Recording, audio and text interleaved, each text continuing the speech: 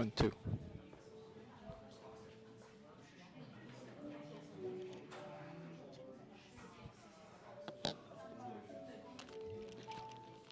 Check 1, 2.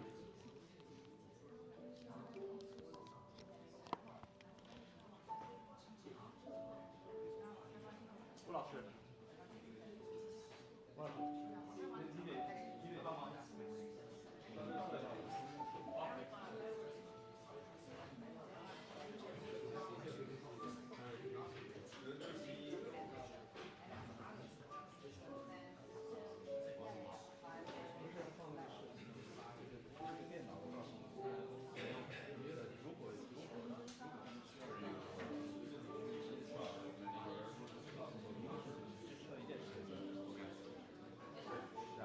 呀，现在是这样，我们所有的文件呢，你看这个会关掉，呀，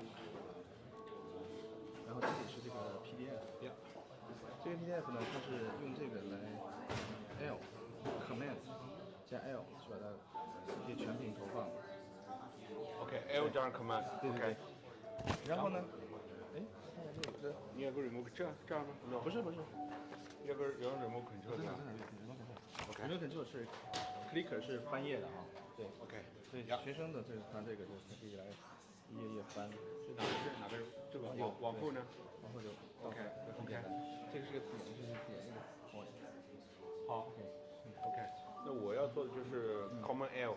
对，如果你需要的是有一个 support， 就是有一个情况下发生的会有一个变化，就是说这里面特殊的就是在这个这一页讲到一个 video 的时候啊，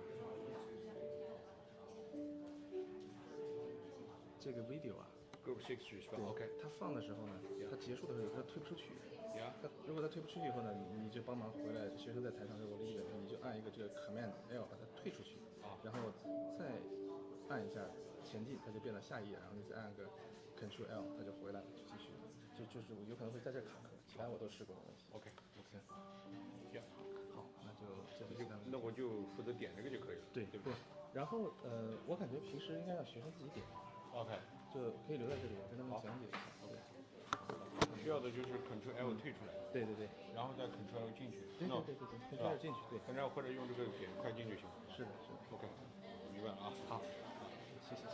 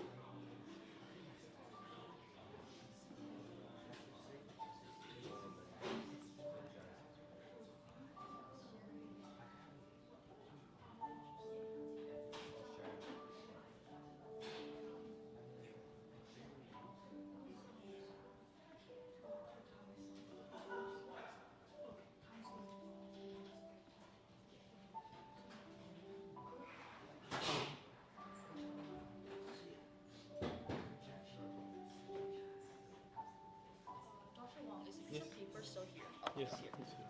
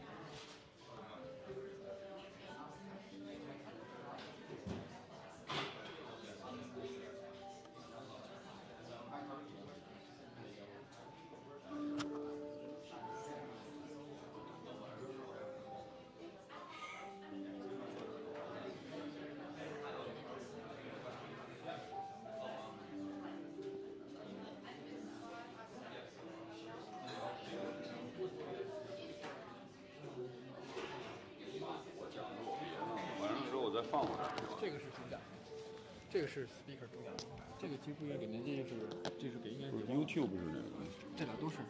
那我讲的时候呢？这个我要拿着。对，这就相当于是你那个。我跟学生们讲一下，就是这两个，告诉他们什么。我现在跟他们讲一下，今天他们需要第一手里 presenter 一直拿着，这样的话 Zoom 可以听到。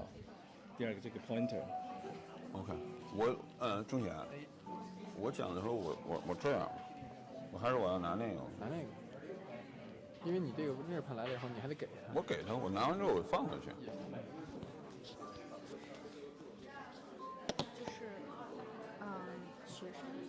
学生做 report 的部分是这个老师会帮他们调吗？不，他们自己按，我要跟他们讲，用这个来。我要跟他们讲。其他部分每个衔接组成上去是 Word。衔接的话，可以可能我要帮他量，因为那个这段老师还不一定熟那个 slides， 我就在旁边拿下来帮他，他说要换下一页就行。其实就是几个而已。这个交给你，这是他们的串词。哦，好，行，可以啊。加油。好。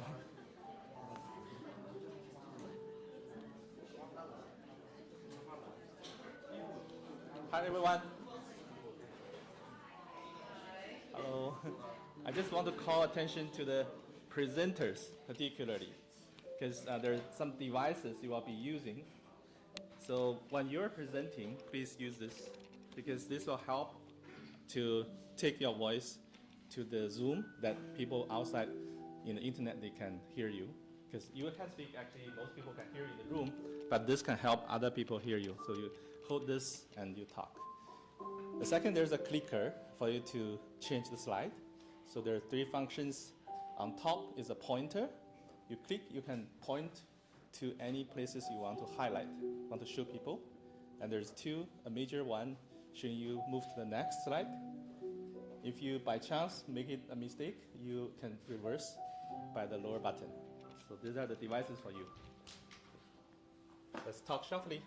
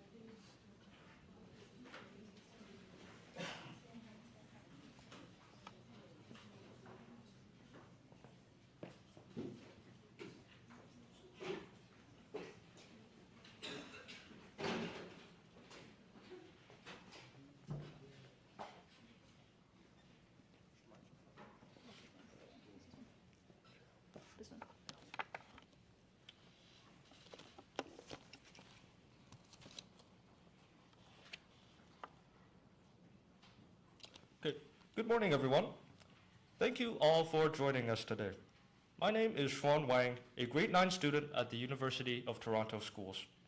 I'm thrilled to be here as one of your hosts today for this event, and I'm honored to have the chance to present this exciting social science research project alongside my fellow students.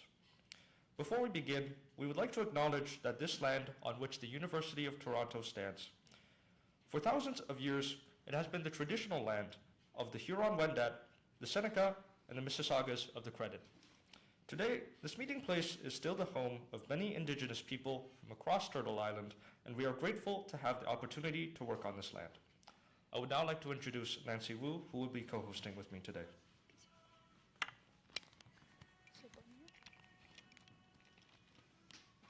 Thank you, Xuan. My name is Nancy Wu. I am a grade 10 student who is currently attending St. Anne's School, and it is to my absolute delight to help co-host as we wrap up this extensive period of hardworking spirit and teamwork, as well as research. From this experience, we hope to investigate and showcase the thought-provoking findings after countless hours of learning and applying various scientific methods in the field of social science. During our report, I asked that everyone turns their phone on silent to appreciate the students' work. However, before we do move on to some incredible data that the students have been able to compile, I would like to first thank Professor Tao Wang from the University of Toronto, who gave us an invaluable guidance in collaboration with Leading Tomorrow. All the fascinating work that gave students the opportunity to connect and thoughtfully work around in factors of adolescent mental health well-being never would have been possible without him. I would now like to invite Dr. Wang on the stage to formally commence today's event by sharing some insights into our project.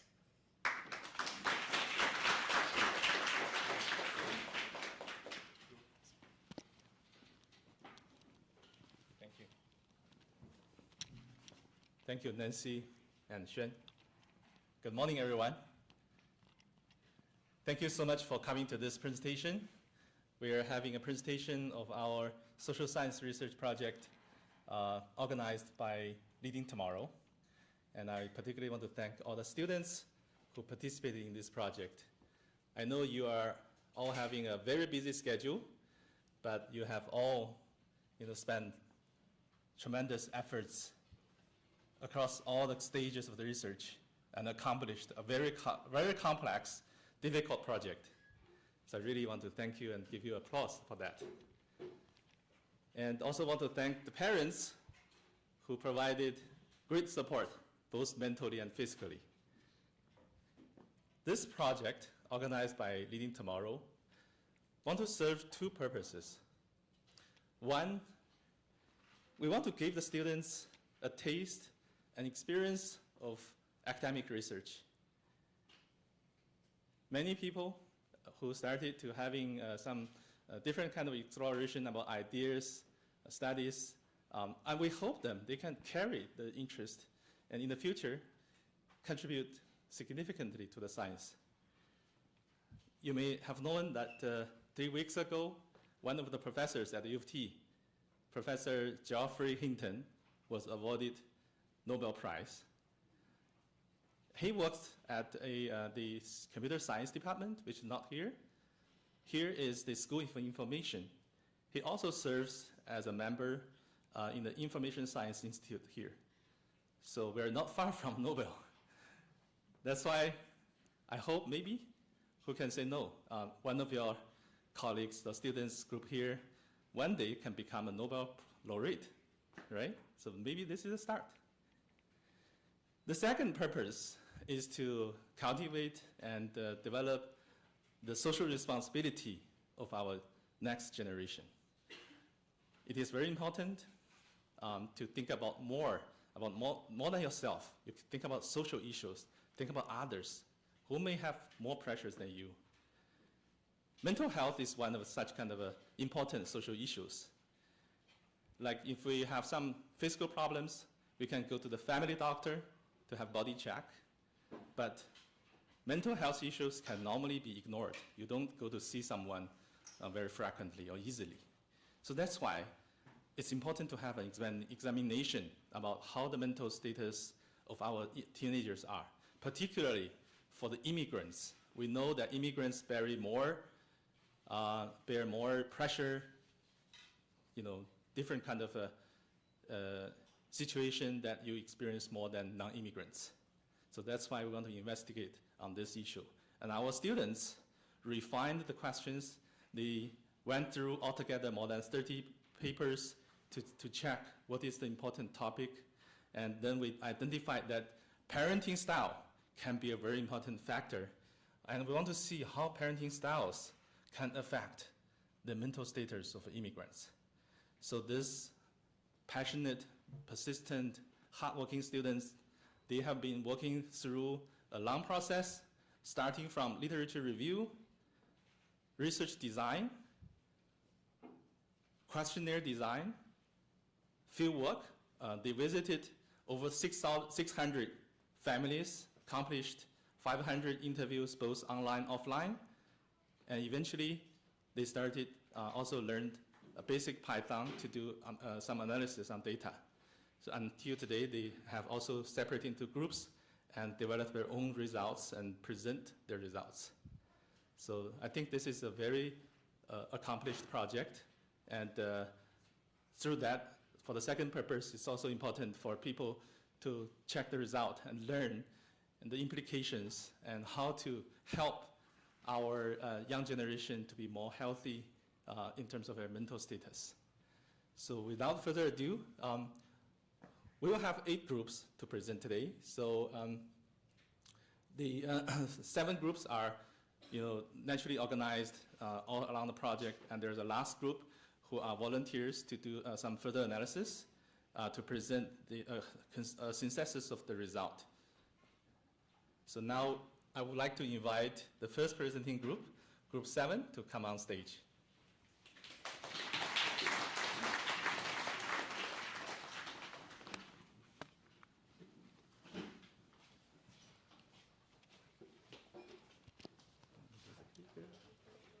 So you have 8 minutes. All right, hi everyone. I hope you all are having a wonderful morning, and we appreciate you taking time out of your day on a Saturday to come to our presentation. My name is Wency Swin, and I'm currently in grade 11 attending Assumption College School. My name is Mark Ning. I'm currently in grade 12 attending the Woodland School. My name is Trinity, and I'm in grade 9, and I am attending Iroquois Ridge High School. My name is Ken Dang. I'm currently in grade 10, and I am attending Hilford Catholic College.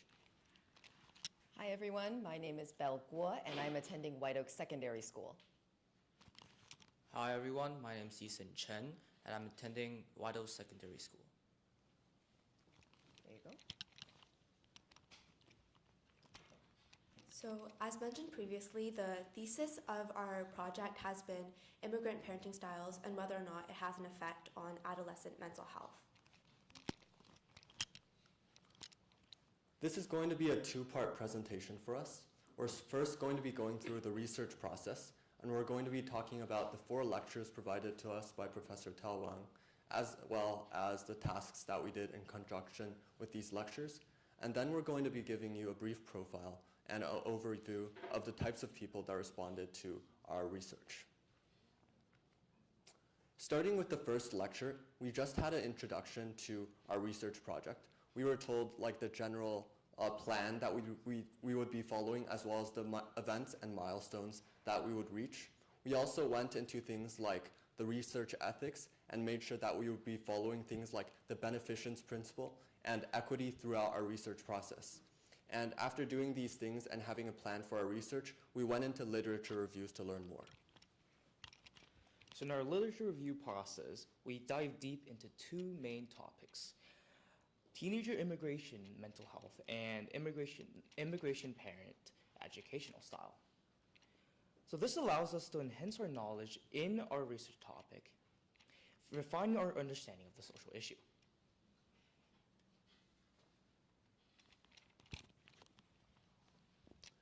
In the second lecture, we first reviewed the results of the literature review. We came together and got all of our results from the different groups, and we reviewed it in the lecture with Professor Tao Wang. After that, we went into ways of designing our questionnaire. And this would be the 2 questionnaires that would eventually be sent to all of the parents and all of the students that would be completing this research. So In this lecture, since we needed to be designing the questions, we went into how to design good questions and how to conduct these questions in a way that maintained interview integrity. So we talked about ways of designing reliable questions and how to mitigate risk and mitigate bias in them, and we went into things that we could do during the interview process to make sure the interviewees would feel secure and place their trust in us so that we could have the greatest answers possible. For the assignments that we did, we began with age boundaries. So we defined a clear age group to ensure that the research is relevant and that the questions were tailored towards that age group. And then for the greeting and introduction to ethics, we made sure to begin with a greeting to ensure that the interviewees were comfortable and that they understood and consented to what they were participating in.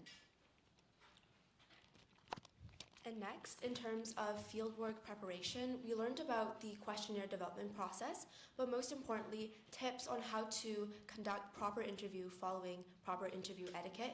So for example, we learned about asking open-ended questions, remaining neutral in our language, and overall being a very amiable character, expressing gratitude, and ending the interview on a positive note.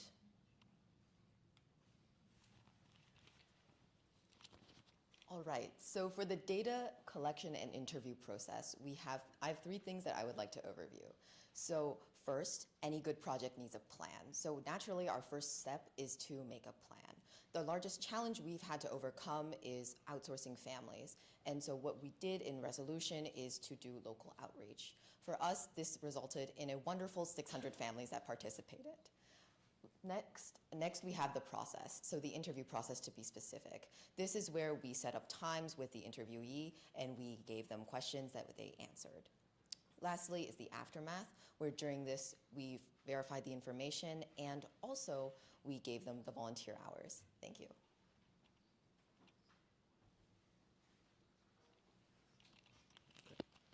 So for our last lecture, we learned about the data analysis lecture, like everything about data analysis. And in this, we learn about the different data types, which is between categorical and numerical data. And then we also learn about the different correlations between data, which is the correlation between 2 data sets. And we also learn about other stuff like central tendency and spread, which is the central value and the central trend of the data chart, and as well as the spread, which is the scope of which data lands on. For the actual application of the data, we imported data that we collected from our fieldwork into Python, and we then used Python to generate bar charts to make data visualization, to present the data in an interesting way. And the bar charts can vary between pie charts, bar charts, and graphing.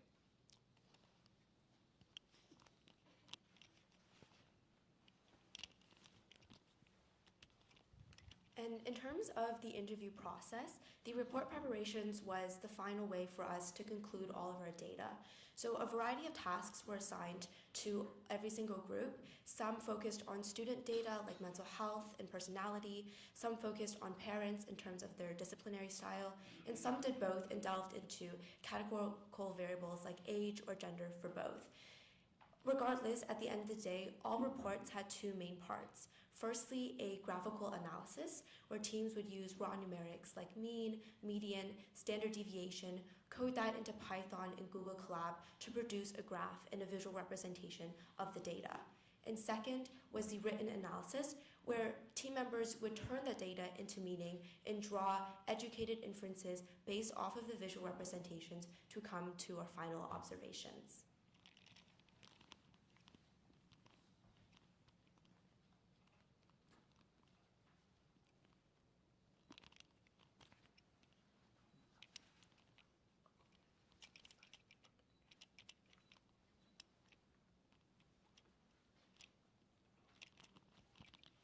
So for respondent profile, we have the student profile with age, gender, math, and English grade, and then we have the parents profile with age, gender, family size, household income, and educational level, and then the immigrants will be represented by the color blue, and then the non-immigrants will be represented by the color orange.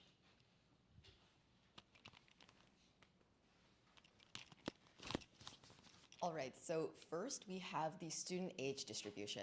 Now, just by looking at this graph, we can tell that this follows a standard distribution with a little bit of a deviation. Now, there's some things that I would like to point out here. So first is the ages 15 and 16. From what we can note, they are the most people that we've interviewed, and this is relevant for two reasons. First, this means that this data is extremely relevant for people my age and our ages up here. Second, this also means that this data, we can see how it corresponds to later on analysis. Thank you. So looking at the gender distribution graph, according to this data, we can see that about 1.56 of the total respondents prefer not to say their gender, implying that the vast majority of the rest of the participants are very comfortable in sharing their gender. Moreover, Moreover, gender distribution in this survey demonstrates a majority of female participants, making up to 59.8% of the total respondents, regardless of immigration status, with only minor differences between the two. However, the high female participation might imply a results containing a subtle bias to the female perspectives and respondents.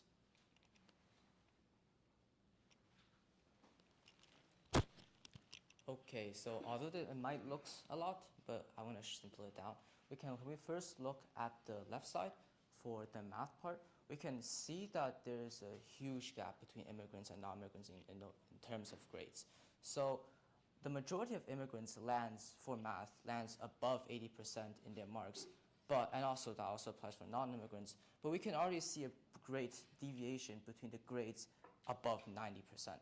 Over 50% of immigrants that responded to this survey have math marks above 90%, and only half of that for non-immigrants. And this trend also kind of applies to the English, as immigrants often scores higher than non-immigrants, which really showcases that their parenting styles as well as the backgrounds they have in preparation and in respondents to this survey.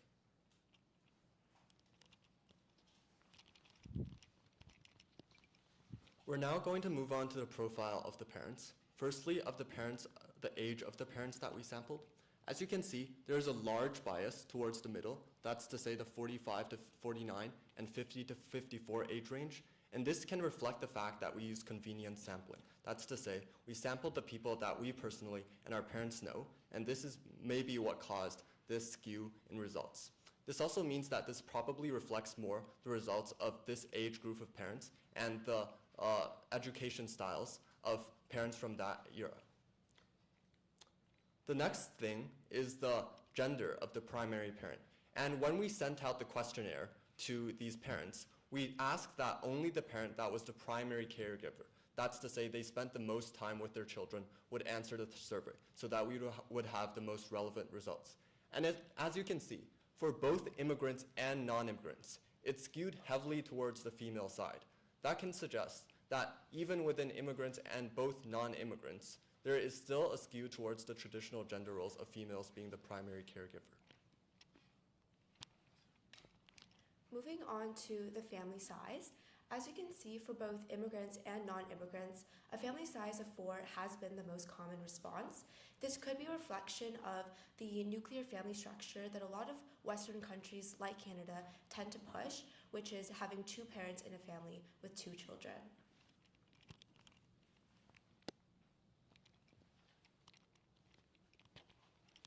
So for the household income, the graph shows a difference in income between immigrants and non-immigrants. More immigrants have lower or middle incomes, especially in the $100,000 to $149,999 range. On the other hand, with majority earning non-immigrants earning in higher income groups, with the majority earning $300,000 and above range. This suggests that immigrants may have a harder time reaching higher income levels compared to non-immigrants.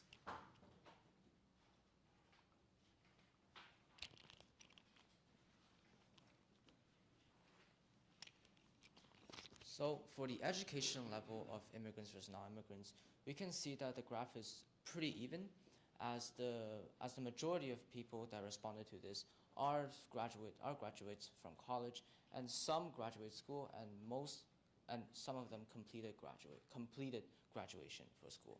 And the level of education for these immigrants and non-immigrants are pretty even, as we have completely the same results for the education level for graduate and number of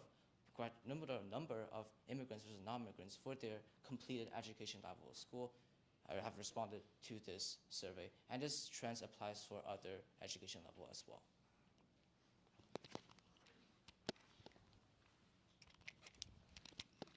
And that concludes our presentation. Thank you so much for listening.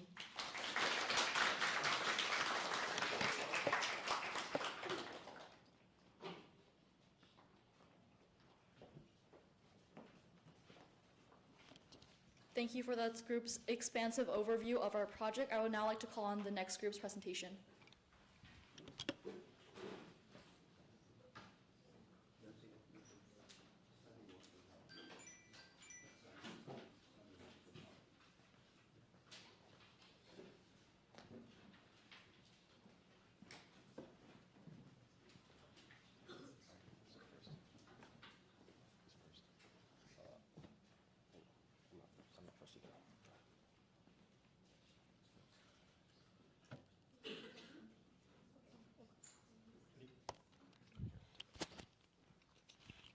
Hi everyone, my name is Phoebe and I'm in grade 10 and I go to St. Anne's School.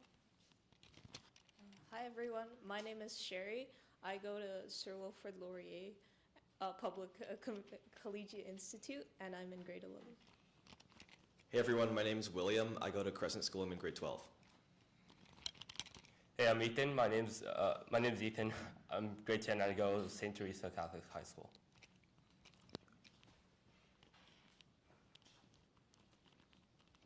Okay, so welcome to our group one research presentation. Today we're going to look closely at the mental health of immigrant teenagers and share how we measured the mental health scores. We'll review average scores for each question and give deeper insights into the cluster analysis, which gives a better understanding of individual mental health. So our first part, we'll explain how we measured the mental health scores. We developed two questionnaires, one for parents and one for children, based on the background information from existing studies on mental health, parenting styles, and children's behavior. The mental health scores in our questionnaires are measured using a Likert scale, which is a widely used method in psychological research. This scale allows participants to rate how often they experience certain feelings or behaviors, using options ranging from 1, never, to 4, which is always. Each response is assigned a numerical value, and the scores are averaged to identify the overall patterns, helping us compare different groups and understand how parenting styles or behaviors link to mental health. So here are some examples of the questions that we asked in this questionnaire. I'll just read aloud a few of the key ones. So, I worry when I think I have done poorly at something. Let's say number 5, I worry that something awful will happen to someone in my family. And let's say number 8, I have trouble sleeping. Okay. And here are like the rest of the questions as well. So I'll just read aloud a few again. So number 12, I have to do some things over and over again. Number 15, I cannot think clearly. Number 18, I think about death.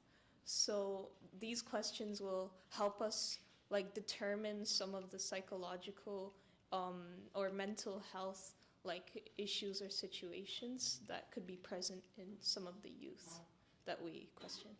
Okay, so lastly, these are the final 5 questions that we asked. Number 21, let's say I'm tired a lot. Number 24, I feel restless. So now we're going to jump into our data analysis. Essentially, what do all those scores that you just saw mean?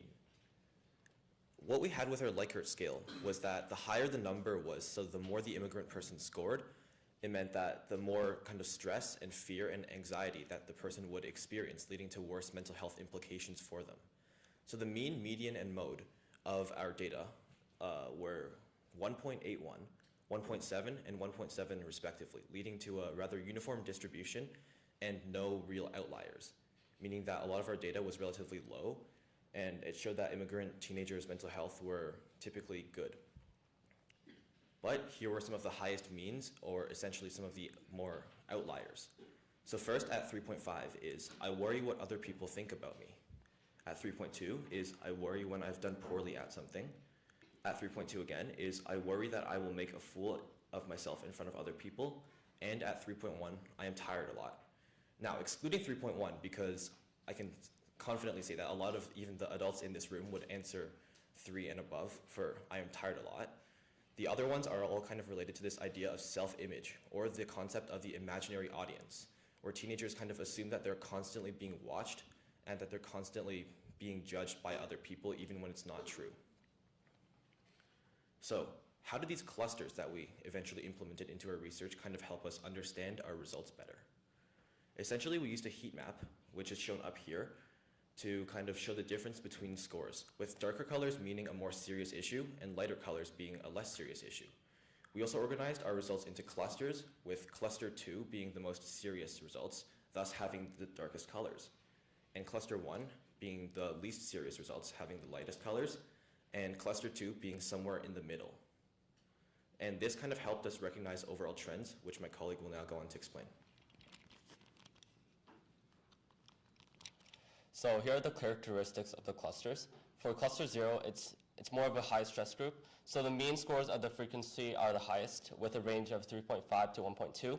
Cluster 1 is more of a low stress group, where the mean scores are the lowest, and cluster 2 is a medium stress group, which the mean scores of frequency are in between cluster 0 and cluster 1. So here are the cluster distribution. So we can see here that majority people are part of the low stress group, which is cluster 2, and there's quite a few of high stress people, and there's also some part of the medium stress cluster. So overall, the mental health status of immigrant teenagers we surveyed shows a relatively low stress level. So the mental health concerns primarily joined to an underlying sensitivity of social evaluation and fear of judgment among teenagers. So teenagers mostly, their concerns are, for example, other people judging them. They tie their self-worth to their performance, and there's also a fear of embarrassment and social mistakes among the teenagers. So it could be valuable to foster environments where teenagers feel safe to make mistakes, they receive positive reinforcement, and they develop resilience to external judgments. Thank you. Thank you. Thank you.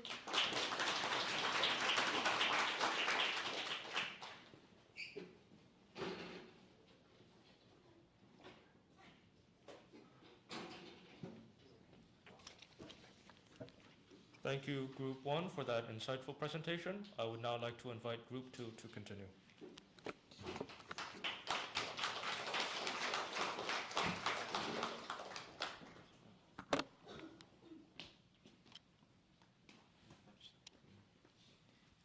Hello, my name is Isaac. I am a grade 8 student at Crescent School. Hello, my name is Kevin Sun, and I'm a grade 10 student at Crescent School. Hi, I'm Sabrina. I'm in grade 8 and I go to Branksome Hall. Hi, my name is Scarlett. I'm in grade 10 and I go to Havergal. Okay, so Group 2's assignment was to determine the mental health status for non-immigrant teenagers. Here's quickly the table of contents. I'll hand it over to Kevin to talk about the mental health analysis for non-immigrant teenagers.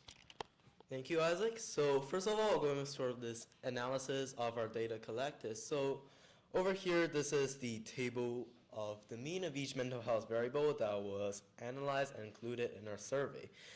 So generally, you can see this average score is pretty low, but there are a few outliers, like the second one. And I'll go over that in a couple slides. So first of all, the overall mean mental health score for non-immigrant teenagers is around 1.67. And this is a relatively lower score, which indicates that while some areas are more concerning, such as performance-related anxiety, most attributes reflect relatively lower levels of concern among non-immigrant teenagers. So what are some of our key findings from our analysis? Well, the highest score is associated with the question, I worry when I think I've done poorly at something, with a score of 2.733. And this suggests that performance-related anxiety, such as grades, or academics, or athletics, plays a significant role among non-immigrant teenagers' mental health. Now, another relatively high score is I worry what other people think of me, with a score of 1.466, and this highlights the concerns related to social pressure among non-immigrant teenagers. And lastly, there are also some lower scores, such as I will feel afraid of being on my own at home, or nothing is much fun anymore. And this shows that these are less common issues for non-immigrant teenagers. So over here, similar to group 1, we also have a table for our cluster analysis, and we divided our interviewees into 2 clusters. So the first cluster is those with higher stress, and that made up around 42.2% of the non-immigrants, while the rest, 57.8%, were put into the cluster with lower stress. Next, I'll be handing it over to my colleague Isaac for the comparison. Thank you, Kevin. So I'll be doing some overview before going on to the results. So a t-test is basically a test to compare the overall mental health scores for non-immigrants and immigrant teenagers. This test evaluates the differences between both groups and to see which one is more significant.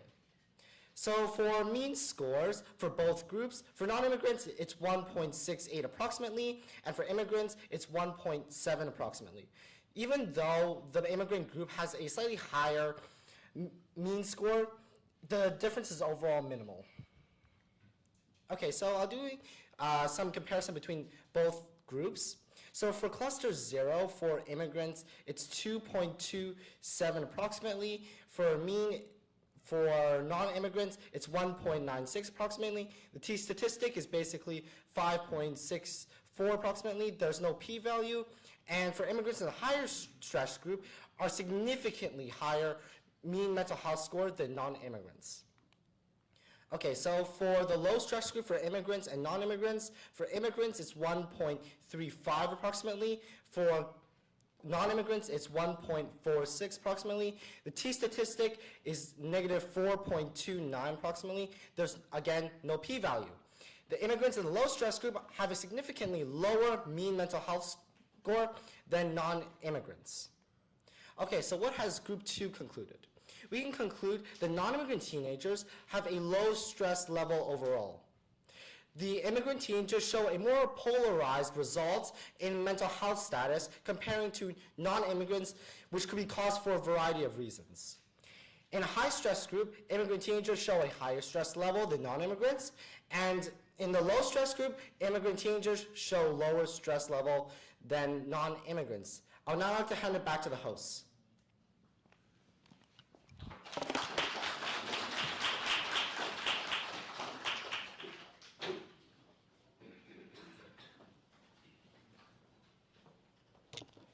I thank the speakers for their presentation. I would now like to call upon the representatives of the third group to come on for their presentation.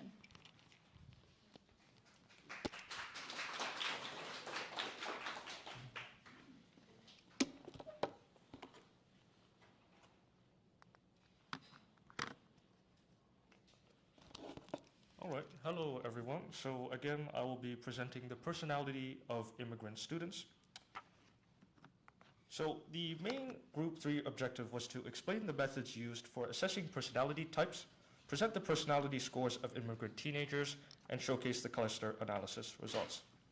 So today I will be presenting an overview of our task, explaining what methodology was behind it, providing you with an analysis of the data, and finally showcasing our cluster analysis results. So firstly then, an overview. So we applied an analysis of the personality traits within the immigrant group based on the data set that we gained from conducting the interviews. We were then able to conduct this analysis by converting the raw categorical data we got from respondents into numerical format, allowing us to grasp the central tendencies and dispersion of personality traits across all of the respondents. Now on to our methodology. So we began by giving respondents a self-assessment questionnaire for them to answer. After finishing this interview, we turned these raw categorical responses we got from the data that they answered and turned them into raw numerical form. Then we used a clustering data analysis method to show us more broad patterns that we can then generalize from the entire group. So this here is a list of the personality traits that were presented in the survey. So we have used these traits to generally characterize immigrant respondents into clusters that are more facilitated for further analysis. In this way, it is relatively easier for collecting data as well as letting participants to be able to answer all of these questions in a more short amount of time because the interview cannot be too long. So now on to analyzing the data that we gained. So this here is a statistical summary of the data set, which we have then analyzed in 3 main dimensions. So first was emotional stability, which has slightly higher standard deviation, with the mean of emotional stability being much closer to neutral. Second was introversion or extroversion, and we can see that there is a moderate level of extroversion. So this tends to suggest that immigrants have the potential to be socially active, but will favor being cautious when they are faced with unfamiliar or new environments. And finally, there is conscientiousness, where we found that immigrants are balanced between being flexible and responsible. Now onto our cluster analysis. So for this study, we have used cluster analysis in order to gain a deeper understanding of the data, and this is because cluster analysis has several main benefits, which are that it reveals hidden group patterns effectively, it identifies distinct personality types more clearly, it visibly highlights differences within the groups, and finally, it simplifies very complex data relationships by providing a visual in terms of the heat map. So we were finally able to end up with 3 clusters. Cluster 0 was mainly filled with extroverts who tend to have higher levels of extroversion and enthusiasm. They are generally more open to new experiences and are more outgoing, but may also face challenges in dealing with failure or criticism and usually score higher on sensitivity to social feedback. And then we have cluster 1, which is more general, and they have a more mixed variety of traits. So they tended to fall somewhere in the middle with a balance of traits representing individuals that are more adaptable and flexible. And so, in essence, they have the potential to blend into a variety of social situations without standing out too much. And finally, we have cluster 2. So they tended to be introverted, quiet, sensitive, and more conservative. They may struggle with anxiety and prefer more solitary activities over social ones. And also, while they could be more creative, they may also face challenges in social adaptability and assertiveness. So in terms of general personality distribution, as you can see, most respondents were ambiverted with a mix of introversion and extroversion, and coming in second is introversion, and coming in last are the extroverts, who only occupy around a quarter of the respondents. So in general, we looked at consistency and variability across different dimensions, and so while some traits are uniformly distributed, many others show a very significant amount of variation. As such, there is potential to classify students into distinct personality groups. However, it is also important to keep in mind that many environmental factors, such as what the culture of the teenager is, must also be taken into consideration to ensure that the distinctions that we draw between the groups is actually a result of the teenager's personality and not just a result of environmental factors that we do not actually want to explore. And there are also 2 interesting caveats that we have found. So first, the potential of respondents telling untruths must also be taken into account, as of course the survey has no actual way to validate any of the answers. And second, we have also found many individuals who not actually fit into any of these 3 groups very well. And so even though they do have some traits that are similar to one group, sometimes they have other traits that are significantly not in that group. And so more research can be done to find out more about these individuals who do not really fit into one main group. And that pretty much concludes Group 3's results. I would now like to pass it on to the next group, who will be doing the same thing, but for non-immigrants.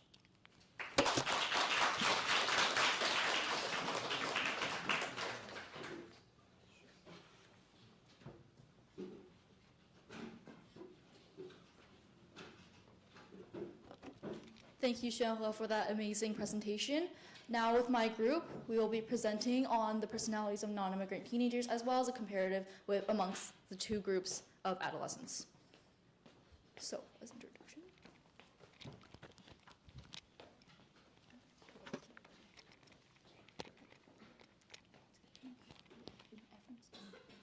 Hi, my name is Sunny. I'm a grade 12 student currently attending Havergal College, and I'm joined here today by my other group mates, if you all want to introduce yourselves.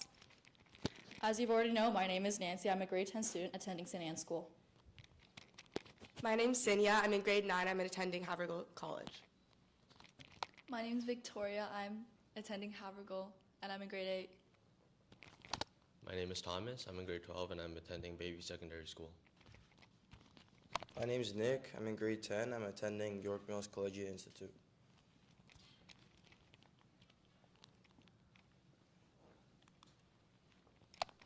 So the task that our group looked at was a personality analysis of the non-immigrant adolescents. And how we did this was we asked 10 questions and using a Likert scale of a 7-point Likert scale ranging from 1 to 7, asked participants to identify with certain personality traits. And this went from a scale of 1 to disagree strongly to a scale of 7, where they agreed strongly. And some examples of these questions include things like, how much do you identify with being extroverted or enthusiastic, or critical and quarrelsome, or reserved and quiet? And this allowed us to separate our participants into 3 main personality groups, introverted, ambiverted, and extroverted. Okay, so firstly, we have a pie chart that shows the distribution of non-immigrant results collected during the surveying process. So as you can see from the pie chart, about 40% of non-immigrants were surveyed as being extroverted, about 40% was introverted, and 20% was surveyed to be ambiverted. These terms will be discussed in further detail later in the slides. Okay, so here we see the immigrants are actually less introverted compared to the non-immigrants on the one on the right side. And then for introverted, we actually see an increase from both parties. And then for ambiverted, which is really interesting, immigrants are actually 41.55% compared to non-immigrants. Okay, so now we're going to be comparing the mean value for the extroverted group. And as we can see, the mean value of immigrants is actually more than non-immigrants. Meaning it's only less than 1 compared to both groups.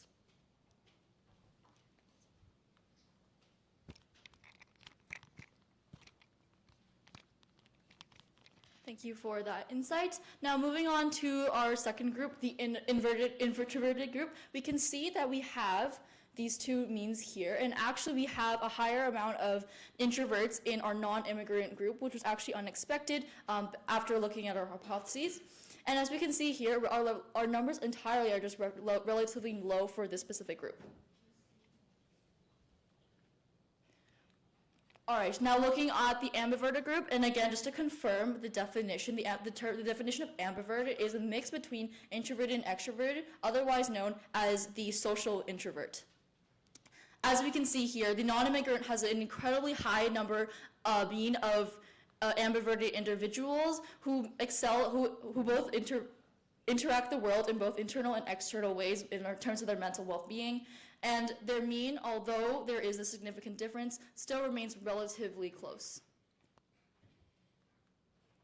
So now some key takeaways I want you all to take from our results. So in terms of our hypotheses, we did originally think that there was going to be more of an extreme difference in between the 2 parties, thinking that perhaps the immigrant teenagers would have a higher mean value in introversy, and having the non-immigrant to have a higher mean value of extroversy. However, it turns out to not be that case, but I would also like everyone to note that we did have a disproportionate amount of non-immigrant to immigrant individuals who did accept the interview that we offered. Thank you, and if you have any questions, please let us know. Thank you.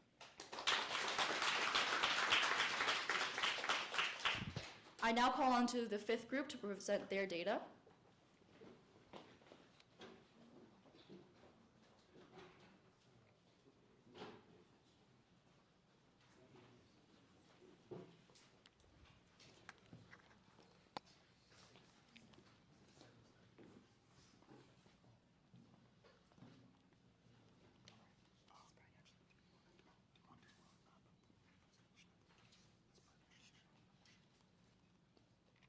All right.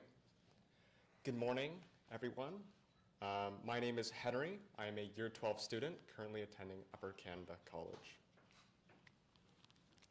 Hi everyone, I'm Angela. I'm a grade 11 student and I'm currently attending Havergal. Hi everyone, my name is Sophia and I'm a grade 10 student at Oakville Trafalgar High School. Hello, I'm Aaron Chen and I'm a grade 9 student attending Oakville Trafalgar High School. So our group's presentation mainly focused on parenting style specifically, how that impacted the way that children's behave, and as a result, comparing that between immigrant and non-immigrant families. So what we're going to do is firstly explain generally what the parenting styles that we looked at were, and then we're going to explain the data that we found, and finally, some key conclusions that we made. So we looked at parenting styles, which are essentially the way that parents respond to children's behavior, the way that they discipline their children, and also the way that they actually communicate with their children. Now, we looked at three main parenting styles: authoritative, permissive, and authoritarian. And this model was coined by psychologist Dr. Diana Baum-Rind in 1960. So we analyzed the way that these parenting styles were actually used in this presentation. Right, so going a little bit more in depth about the three main types of parenting styles that we talked about. First authoritarian, which is just generally characterized by a lot of strict control, a strict set of rules that are enforced upon the kids, usually without much of the input and discussion from the kids to decide the rules. For example, maybe it would be a certain grade that they would need to achieve by the following school year without much of the the input of the kids taken into consideration. Maybe they need to achieve above a 95, or just generally a lot of rules and strict strict control over the children. And also it's usually that the authoritarian parenting style doesn't have much, the parents are not involved much in the affairs of the kids, right? So the next thing we did was authoritative, which is similar to authoritarian in terms of how strict it is, but has more responsiveness and more encouragement in terms of the children, and they actually take into account the input and the thoughts and the feelings of the kids into the decisions they make regarding the children's, right? They still have high expectations from their children, but they're more encouraging and they're in a sense more loving, right? Finally, the last parenting style we talked about was the permissive parenting style, which is characterized by a lot less control. The kids are allowed to do way more of whatever they want to do themselves without much control of what their parents tell them to do. There is still high responsiveness, high involvement in what the kids do, and a lot of love, but it isn't there isn't as much control. Okay, so moving on, we'll talk a little bit about the methodology behind this. Okay, so basically we use the Parental Authority Questionnaire revised format to assess these parents' parenting styles. And basically the entire parent questionnaire was 30 questions long with 10 questions under each parenting style. And basically we added the sum of these responses to each parenting style question. And then the parenting style with the highest thumb would then be the parenting style of that parent. And basically the primary data we collected through this questionnaire had responses from 202 immigrant parents. So the above questions are just a few sample statements for each parenting style. So for authoritarian, we would use it is my children's own good to require them to do what I think is right, even if they don't agree. And an authoritative parent may agree with the statement, once family rules have been made, I discuss the reasons for the rules with my children. And for permissive parents, they may agree with children need to be free to make their own decisions about activities, even if this disagrees with what the parent might want to do. All right. So for my portion, I'm going to talk about the data analysis that our group conducted. Firstly, I'd like to talk about what our initial steps to evaluating the data was. Firstly, we calculated the scores of each parental response in accordance with the 3 parental style categories. And we found the average, and what we did was we decided to label each parental response or each kind of entry in the list by which parental style had the highest score. And as seen in the bar graph here, the authoritarian choice is very overwhelming, and it is clearly skewed to the middle of the pack. Now, very few people chose the rest of the 2, and what can we imply from this? Obviously, it's very easy to say that, oh, this just means that most parents of immigrant children or people from immigrant families have authoritative parenting styles. But one thing we have to consider is if we're only looking at the score that has the highest value, we are completely ignoring the weight of the other 2 scores. Namely, if you scored high and authoritative, what did you score in authoritarian and permissive? You could be more authoritarian, or you could be also more permissive. And we wanted to look more into the details of these things. And also, we can consider the potential of biases here. So for example, social desirability bias, which could be that parents do not want to be seen as too demanding or too ignorant in terms of their parental style. And so they decide to respond in a way that makes them seem to be in the median. So how can we overcome this issue and have a result that we can better analyze qualitatively? So we decided to use cluster analysis to find out people who share similar scores and to try and find hidden patterns in the data. And what we found is that we can now redefine each parental style as part of a cluster. So you can see here, red usually symbolizes a higher value of control, and blue is a lower value of control. And what we have seen is that cluster 2 overall shows a higher degree of control, and we can label that, we redefine it as authoritarian. And moving to group 1, it is more in the middle, and we can see that as authoritative, and then group 0 is defined as permissive. And using these new clusters, we can now see how many families identify as part of these groups in the next slide. So this is the bar chart of the new result of each group after clustering. And you'll notice it's like a night and day difference. The first bar graph after initial analysis showed results heavily skewed towards authoritative parenting style. But after clustering, we realized that it's actually a lot more even than what we originally expected. Now, immigrant parents have a relatively large group of authoritarian, showing that the parents tend to have a higher degree of control.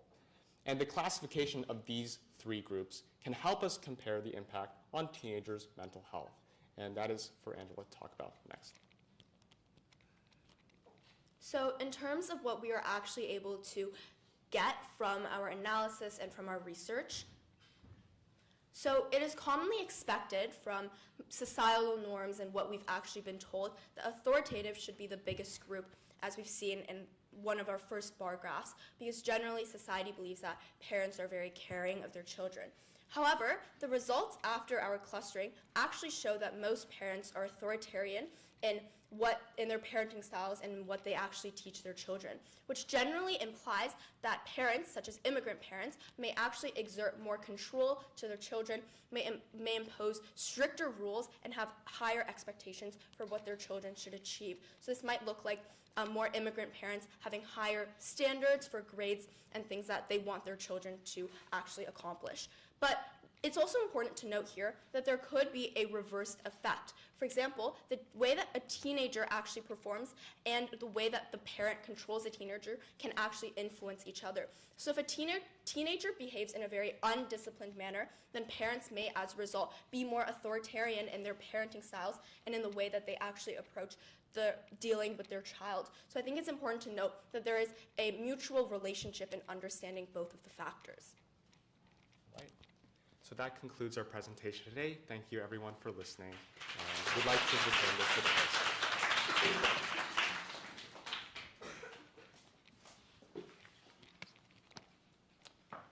Thank you, group number 5. I would now like to call up group number 6 to give a presentation on their cluster analysis.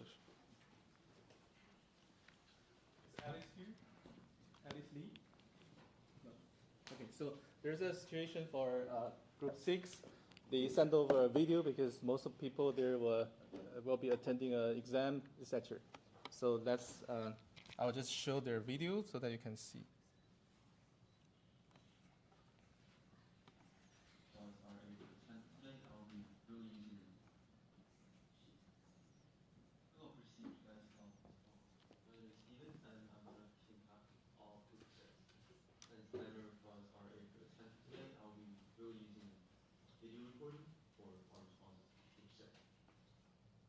To set us off on our agenda for today, I'll be first discussing really what our parenting style is for non-immigrants, before providing you guys with descriptive statistics and our cluster analysis. Then I'll be really comparing the parenting style between immigrants, and to show you guys the t-test analysis before moving on to the discussion of the results that we have. To start us off on our descriptive statistics, it's one that is made out of 1 out of 5. What we really find is that in our descriptive statistics, there's a tendency for parents to really answer authoritative. So our sample size is very much skewed towards the middle. We believe that this is likely due to factors such as the social desirability effect, where parents who are, for example, permissive, really does not want to acknowledge the fact that they are into a relapse with children. And parents who are being really authoritarian may not want to acknowledge the fact that they're being really strict on the child. And that's perhaps why we see so much authoritative respondents in our results. What we have done to really approach this is we've done a cluster analysis. We were then going ahead and really just trying to analyze the cluster analysis and identify categories within each of the responses that we have. So instead, right now, what we did is we classify respondents by how they responded to the question itself, instead of by clustering them into respondents and finding the most common value. What we see here is that on the left we have really our old approach, where we essentially just take the horizontal stuff and we say, this is our analysis. What we're doing now is we're saying, let's analyze them vertically, so that we can actually look at how much trace we have in each of the approaches. In this new approach, what we find is that the distribution is far better, right? What we see here is that we have a far better distribution of permissive, authoritarian, and authoritative traits. So, which means that we think this response is much more representative, because this really gives us a look behind all the desirability effects and all the biases. Here's a comparison of distribution after the cluster analysis and the method before. What we see is that once more, our respondents are a lot more evenly spread across. So now we're actually going to talk about something more. Overall, what we see from the discussion itself is that most parents score higher on authoritative questions for all 3 parent categories. So when we compare immigrants to non-immigrants, what we see is that, firstly, right, here is our statistical results. The proportion of extroverted, introverted, and in-between are similar. However, it is statistically significant that immigrant teenagers think of themselves as more conventional and uncreative than non-immigrants. When we compare our data itself for discussion, here's the data and the percentage of member in each parent's cluster by school. What we can find that is pretty significant is that in strong authoritative parents, immigrant parents tend to identify them more towards the side of strong authority. Immigrant has slightly more inclined towards strong authoritativeness, balancing the representatives and demandingness. When it comes to weak authoritative parenting, what we see is that immigrant has significantly higher rates, where they're more likely to adopt a weak authoritative, more lax approach, suggesting an adaptive or nurturing style or permissive style. When it comes to authoritarian side parenting, and this is the one that is most statistically significant, what we see is that non-immigrant families tend to be more authoritarian, which means they used to have strong preference for authoritarian parenting, potentially reflecting a more cultural difference in authority and discipline, or perhaps reflecting of really why they come to Canada in the first place. Thank you.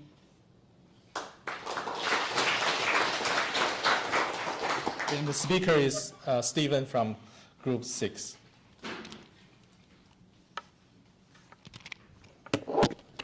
Let me just change the setting.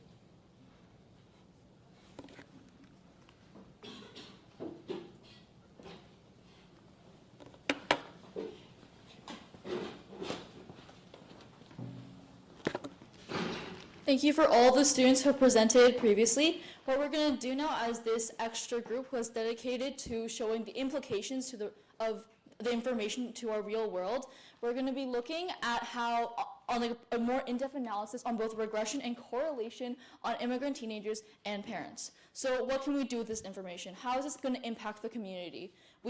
Dr. Wang has already mentioned that this is very vital to real-world application, and we're going to show you exactly how we're going to sort that out.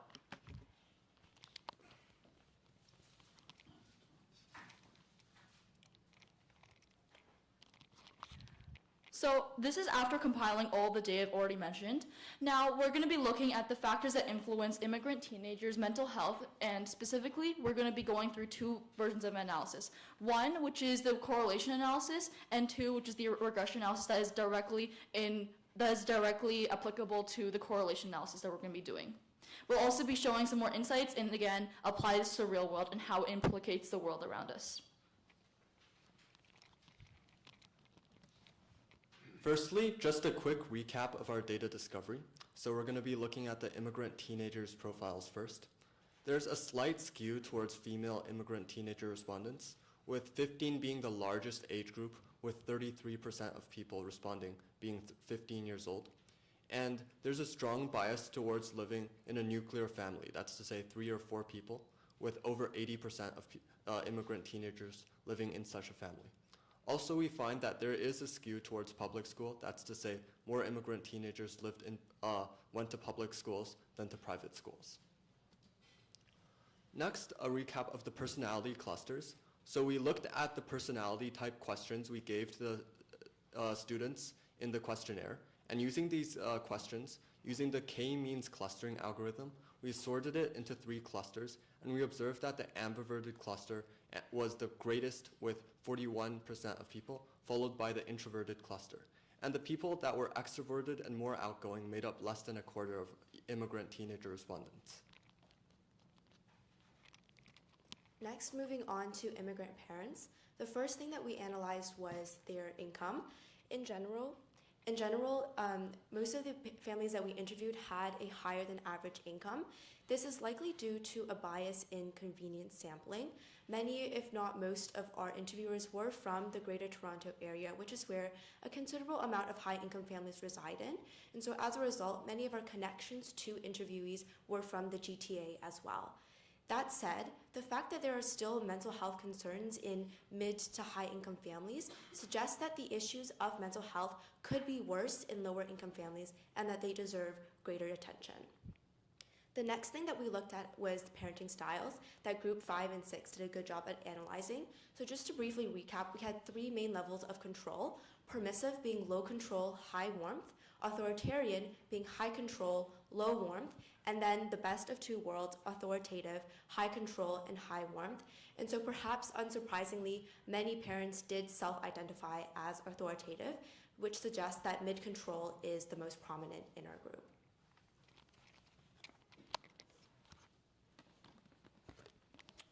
So in general, in terms of general mental health, immigrant teenagers that we interviewed have fairly good general mental health conditions. In terms of gender, female teenagers tend to have a relatively higher mental stress level, though not by much, as you can see in this graph. So we also did a correlation analysis to check if our target variable, which was mental health, would be related to the other factors that we have data on. So for example, teenagers' age, gender, personality, and parents' background and parenting style. And so the relationship scores show some relevance, but not very high in general, with most scores falling under 0.25, both positively and negatively. This indicates that mental health is a complex outcome, and family might just be one part of all of the influencing sources.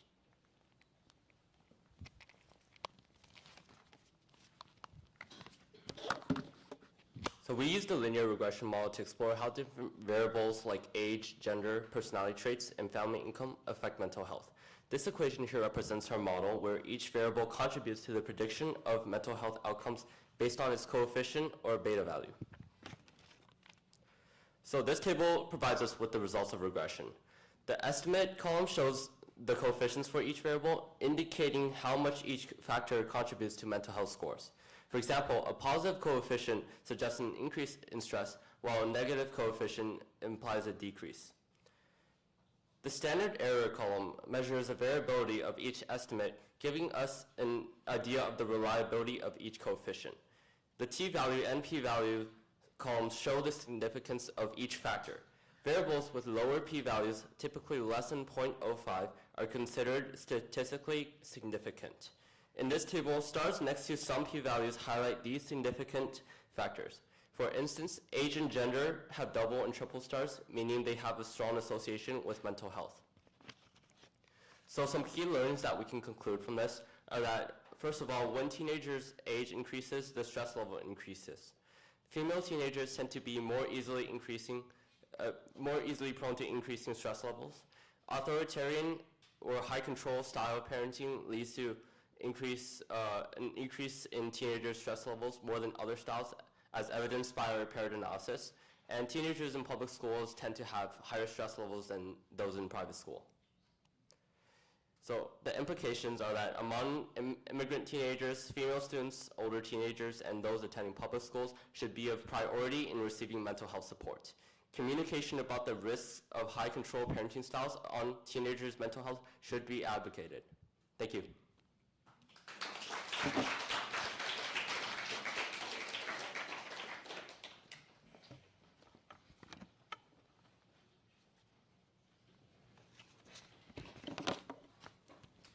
I would now like to invite Dr. Wang to deliver some final remarks to conclude the report portion of the project.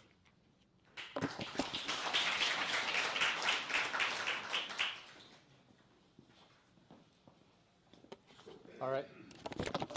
Thank you for all the groups finishing a great presentation.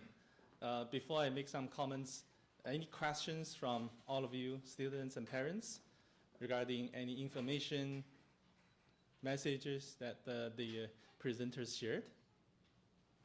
Do you have any questions regarding the methodology, the result, or anything? We can keep communicating. Research is an ongoing process. It never ends here. But as you can see, students are having a great start in looking at how we investigate a phenomenon, particularly a very complicated psychological process. So sometimes people say, understanding others' emotion, the social or psychological process is the most difficult thing. But now you can see, now we learned that from the research design, we carefully consider who are the respondents, think about and also we leverage on people who have already studied the field. For example, the 3 questionnaires are validated questionnaires that many other psychologists have already studied and mentioned. Yes, please. So I have a question. So because those data, So which button? Hold. Okay. So I have a question is for those immigrant family and non-immigrant family. So I would like to know more information, the background. For example, if most data for the immigrant family from China, so every country have a different culture. Like we have more tiger parents, right? Maybe have high more expectation on our teenagers. So this is why I would say probably different background of parents coming from can maybe different. Yeah. I'm not sure I make it clear. Oh, this is a great question. Yeah. So what's your name, sir? My name is Jay. Jay? Yeah. Okay, thank you, Jay. So Jay raised the question about whether the cultural background of the family would affect the expectation of the parents and also the consequence of the mental health of the teenagers. And I think this is a very reasonable hypothesis. To answer this question, we need to examine, do we have sufficient samples from each ethnic groups? Most of our samples here, as we are investigating both immigrant versus non-immigrant group, we did have a question asking about which ethnic group you are coming from. So, but we haven't investigated because majority of the immigrant families we visited are Chinese. Very few are non-Chinese from the immigrant sectors. For non-immigrant factors, mostly they're non-Chinese. So they're, a bigger comparison, as for now, we can compare the cultural difference from the Chinese families versus non-Chinese families, from immigrant versus non-immigrant. But we can look into further data to see if we have some more sufficient data. From statistic point of view, we talk about this in the class. 30 is a number for minimum sample size. So if we have, for example, 30 people from one ethnic group, then we can do some comparison in a more reliable way. Thank you very much for the question. Does this answer your question? Yes. All right. Thank you. Okay, so I just want to say that the 8 groups have done a very good job in providing the overview and the result of the analysis regarding the relationship between the teenagers' mental health and the also the originated from the parenting style. And I think you can see, there's a lot of thinking process and design. As I said, this is the just the starting point, and there's still more to discuss. And once you have a very carefully collected, a well-designed questionnaire, well-designed research design, and a carefully collected data set, you can always discover more by doing more cross-analysis and different kind of results. So we look forward to, for interested students to continue participating in more analysis of the data and find out more results. And lastly, I would like to call for giving all the students a great applause for their great job finishing this. Thank you very much.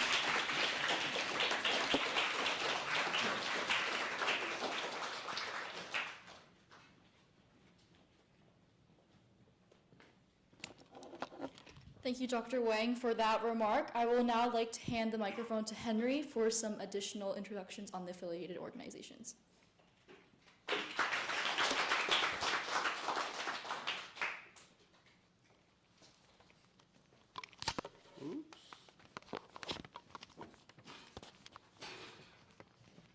Thank you. Based on you guys' criteria, I classify myself as a introvert, quiet, conservative, and oftentimes boring. All right, guys. Dear guests, esteemed Dr. Mardi, Dr. Wang, our proud parents, and of course, our brilliant students.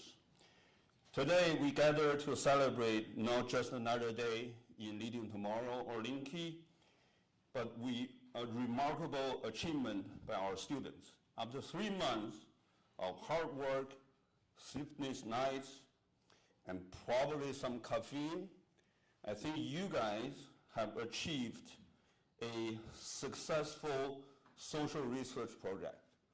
Let's give yourself a round of applause. Thank you, guys.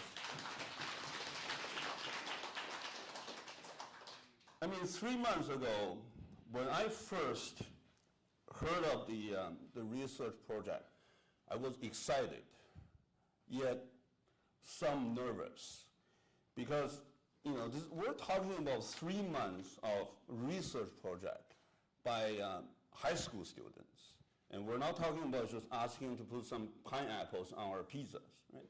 And this is hard, and but our students, proved your curiosity knows no bounds, and they tackle complex issues and showing us that they're not just for tomorrow, but they're for present too.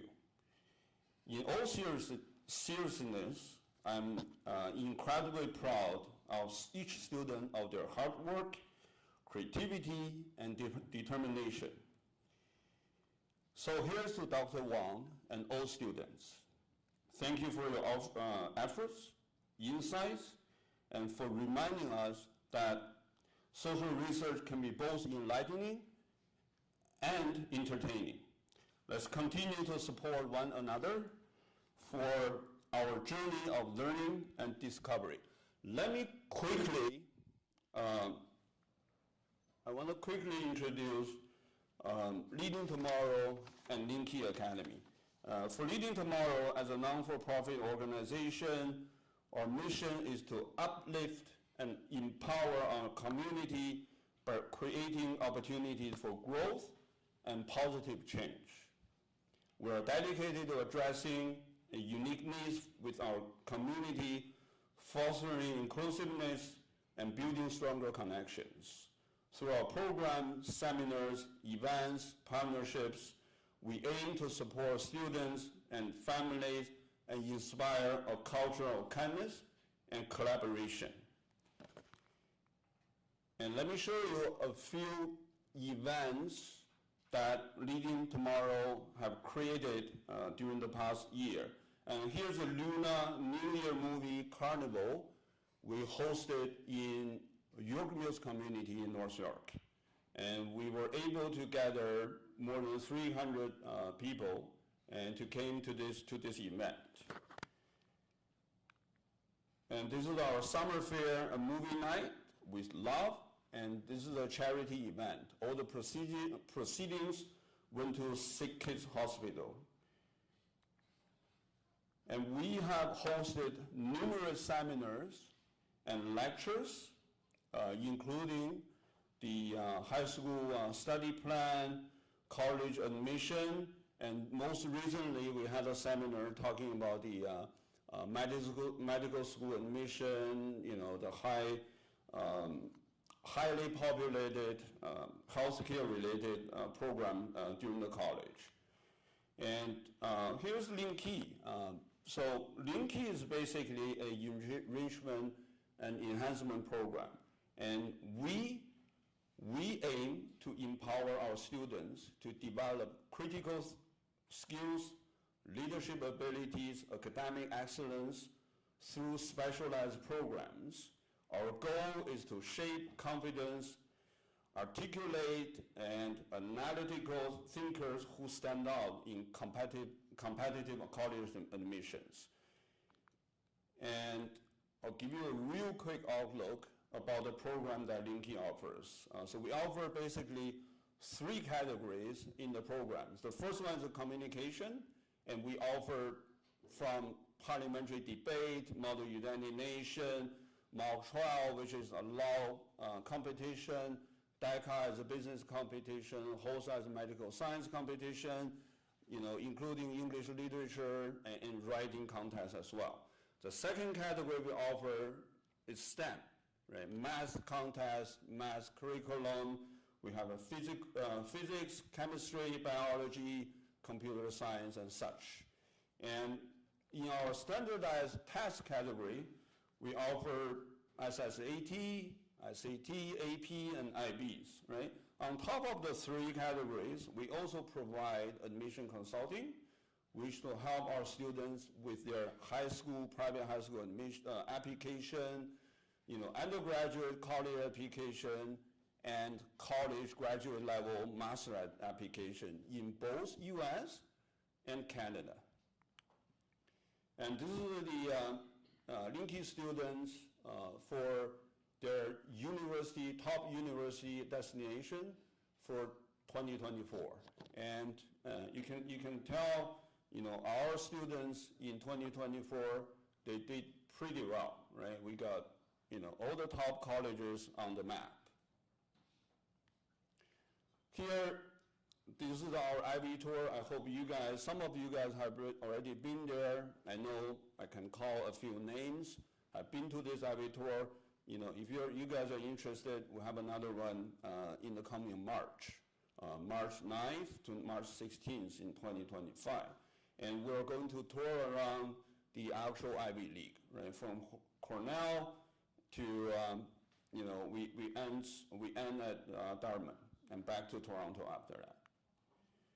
All right, so today we are going to have another announcement between University of Oxford and Linky.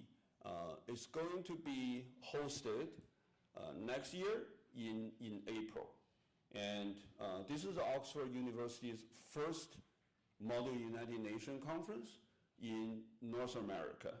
And we're going to talk more about this, right, with Nirpan, which is our head coach of Model UN program.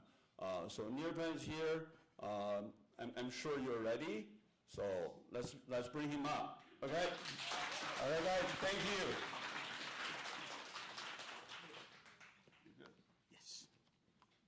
Here's the clip here. Okay, perfect. Hi, everyone. I think that was very good timing. Thank you, Henry, for the introduction. So I will try to keep this as brief as possible, but I'm going to give everyone a little bit of context. So I'll be speaking about Oxford, Canada's Model UN conference today. Before I do that, I will give a little bit of background into Model UN itself.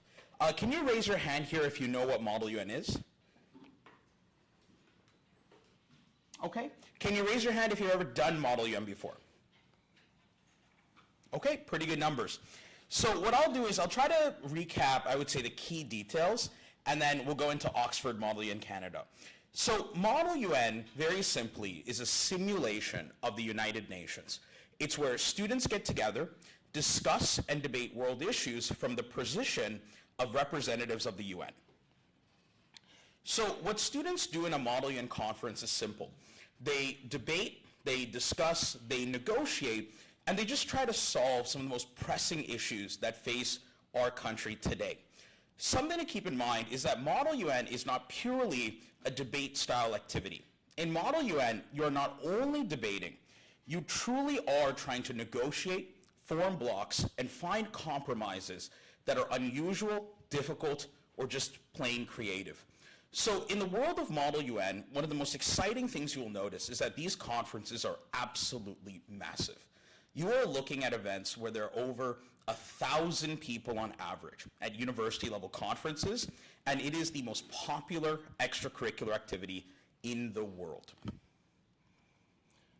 The Linky Model UN program is the strongest Model UN team in Canada. We have had the privilege and opportunity of competing around the world. We have competed in China, Singapore. We've competed at Princeton, Cornell, Vancouver, and Montreal, all across the country. Most recently, we were the #1 team in all of Asia. So today, I'm going to be talking about a very exciting opportunity for students in person and online. After years of building Canada's largest Model United Nations program, we are now going to be discussing Oxford Model UN Canada. Oxford Model UN Canada is the first conference that Oxford University is bringing to North America. Right here at home in Toronto, Oxford University is going to be running a Model United Nations conference in partnership with Linky and the Linky Foundation. This is their first opportunity at bringing their Oxford-style Model UN conference right here at home to our city. And we are so proud to be a partner. Can we give a big round of applause to Linky for this opportunity? So to give you a little bit of context, Oxford Model UN is run by an organization called Oxford Global. They are the main official organization running the Oxford Model UN Conference in the United Kingdom. You can see here, this is Natalie Jones and Joanna Perron. They are two of the governing body members that are helping us run and oversee Oxford Canada. There is a very large team they have in the United Kingdom, and we are so proud and so happy to have Natalie and Joanna work with us in trying to get this conference up and running. We're really excited for all that we have in store. So to give you a little bit more information, how it works is Oxford Global runs a series of conferences around the world. They have what they call their home conference in the United Kingdom, but they also have a conference in India, in China, now in Toronto in North America.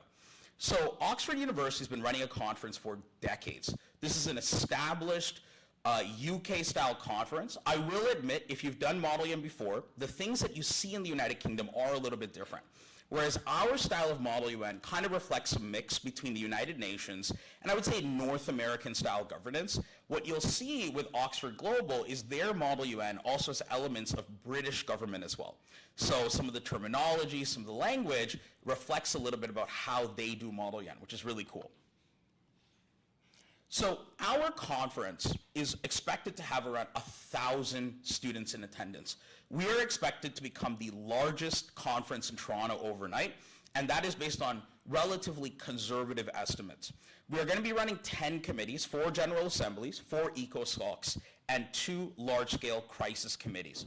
Students from both Canada and the United States are expected to attend, and we're expecting many distinguished individuals to attend, along with national-level media presence.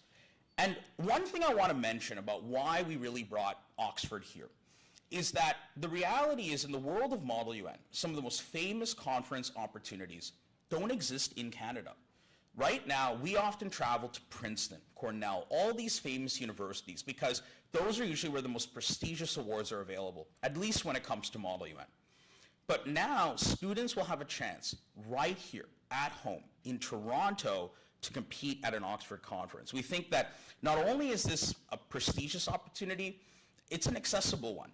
The reality is, it's not easy to spend the time and take them, to spend the money and take the time to travel to other countries to compete. And giving people the opportunity to do that right here at home, I think, is an incredible opportunity. And it's why the Linky Foundation has so graciously sponsored this event. So the event is going to be taking place at the Weston Harbour Castle in downtown Toronto. It's a beautiful venue. It's already been booked, and we're really excited to host it there. One thing I want to mention, and this is for any Linky students calling in online or anyone here in person, one of the interesting things about Model UN conferences run by famous universities outside of their home countries is they actually recruit students to assist. So there are a variety of roles available. Usually we call them ASGs, ADs, crisis analysts, and conference staff. So CAs and CS.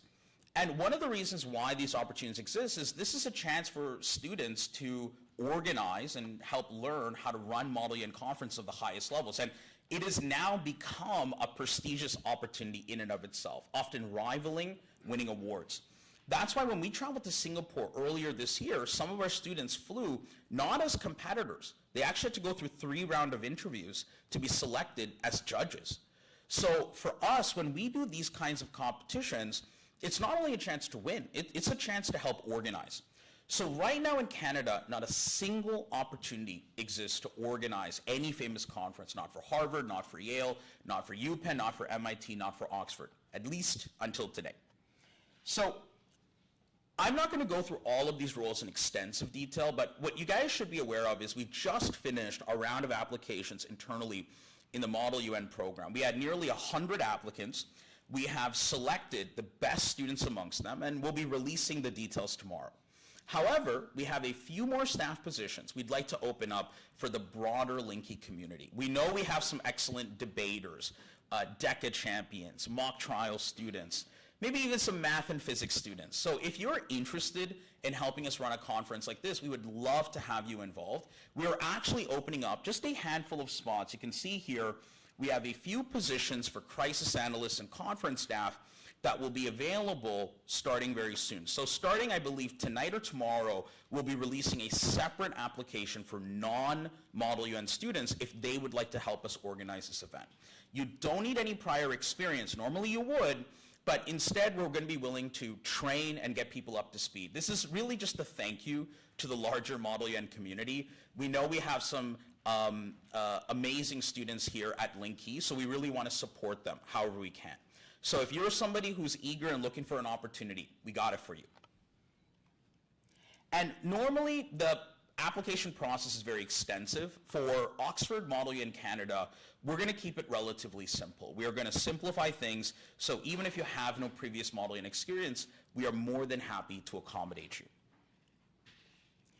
Overall, everyone, one of our goals here with Oxford Mon Canada is simple. We really just want to give students the chance to compete at some of the most prestigious conferences in the world without having to leave the city. Right now, every major Ivy League university runs multiple conferences around the world. Harvard has Harvard India, Harvard Dubai, Harvard China. Yale has Yale Singapore, Yale Europe, Yale Taiwan. They have all these famous conferences. We are so excited that finally students around the country, and students also just in our city, have the chance to compete right here in Toronto. So again, everyone, we are so excited to announce that Linky is the partner bringing Oxford to North America for the first time. We are hoping that this is the first of many partnerships. We are going to be looking to bring more conferences to our country. We think that this is a great opportunity for Canadians. It's also a great opportunity for us to show the world how strong we are in debate, in politics, policy making, and public speaking. Thank you again so much, everyone, and we look forward to seeing you at the conference. Thank you.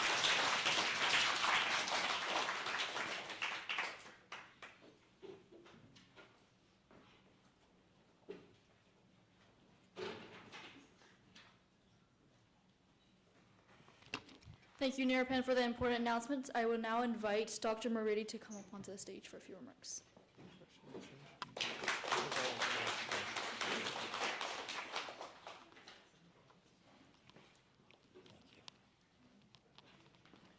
Well, thank you very much, Nancy. Good morning, everyone.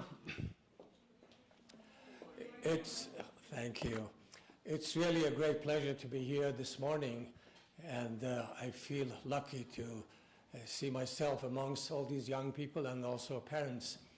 I want to begin by thanking Linky and also Leading Tomorrow for organizing this event and organizing this research project, which is a very significant and important research project.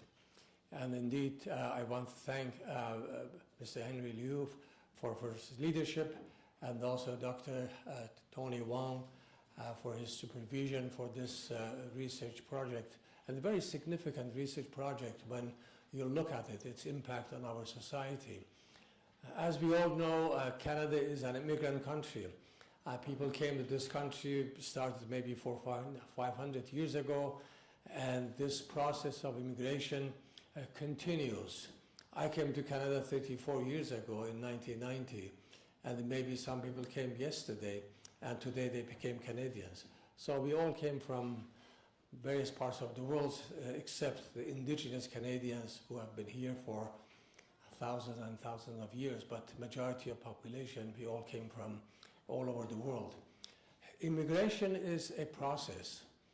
People say that, we have been traveling around the world as a tourist. Being a tourist is very different than being an immigrant. I have my own experience, and my family has our own experience. Before coming to Canada as an immigrant, I lived in England, in London, England, as a student for about 5.5 years. So that was another experience, which was very, very different than being an immigrant.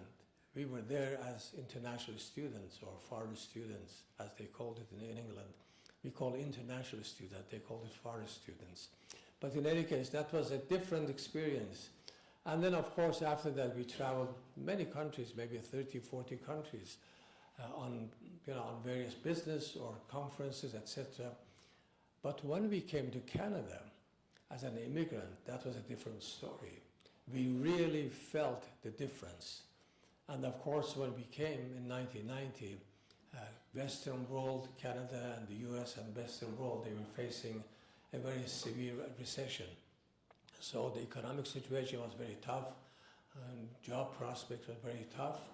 But overall, immigration is when you are immigrating to a country, you are leaving the whole thing behind yourself, coming from another country to a new country, and you want to establish life here.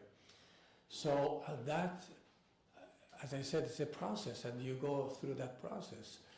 And as a parent, as children, everybody has its own experience and feel the impact of immigration. You come to live in a society which is quite new for you. You are not there as a tourist for a week or 10 days or 2 weeks. You want to establish your life in that society. So you have to learn, first of all, the language. Language is always a barrier. I remember when I was a student in England, once I went to ask, just on the street, from an English lady, where is the police station? And I repeated it 4 times, and she knew what I'm asking for. I said, police station, with my accent, of course. And then after 4 times, she said, oh, you mean police station. because I couldn't pronounce the word in the British way. So that was, in fact, she was going to teach me a lesson, right? So you shouldn't say police station, you should say police station. So the language is a barrier in every society you go. And as an immigrant, you feel that you don't belong to that society, you're sort of a stranger, so you try to become a member of that society. And of course, there are other cultural aspects as well, and then economic aspects in addition. And also you're worried about your children, how my children are going to feel, how they're going to handle this new environment, new country. So as a whole, immigration is not an easy thing to do. So we have to be thankful to our parents. Being a parent myself, I had that experience. So I'm sure your parents here, some parents I see sitting that side and that side, you had your own experience. But the children also go through that process. But generally the children doesn't demonstrate that difficulty, they put it to themselves. So coming through that process, I think is very important, and its impact on the family, on the person, and as a whole on the country, because we belong to this country and we build this country, right? So the migrants come in one by one, family by family, they contribute to the growth and development of our country, Canada. So it's very important to learn and to know what happens to immigrant families and how immigration impacts on children, on youth, on teenagers. So studies of this type, I think, is very helpful. And I'm so grateful to Linked Key Foundation, Leading Tomorrow, and also Dr. Wang to design this research project and also to conduct this project, to supervise this project, as well as I am so grateful and thankful to all those students, 50 students or so, who participated in this exercise, and indeed to their parents who provided them facilities and encouraged them to be a part of this exercise. You know, doing research is an interesting thing because you discover new things. As a scientist myself in my previous lives and maybe a bit now, I call myself scientist, I have done research in science, but doing research in social science, such as the one which you have done here, has its own challenges and has its own advantages as well, because you discovered human behaviors. How do we behave? How do we react to the developments in the society? So I'm again so grateful to all of you, but the thing you have done in your high school, many people in the past, they may have the opportunity to do this kind of research when they were at the university. So you have learned, I'm sure, a lot about doing research, which helps you to expand your own knowledge, experience, expertise. When it comes to mental health is one of the major issues of every society. And in societies, generally speaking, people don't talk about mental health. If somebody is coughing and sneezing, immediately say, oh, I'm coughing. I don't feel better. I feel, I had some fever. But if somebody has a mental health, people don't want to say that I'm experiencing mental health problem. There's a stigma to that, particularly in traditional societies. In Western world, people started talking about mental health issues. That's quite recent, actually. It's not old here, even in Western cultures, where the societies are much more open than societies in other countries. But still, but whether we talk about mental health or if we don't, the reality is that mental health do exist. This study shows that in societies, even in Canada, 1 out of 4 people, they experience some kind of mental health during their lifetime.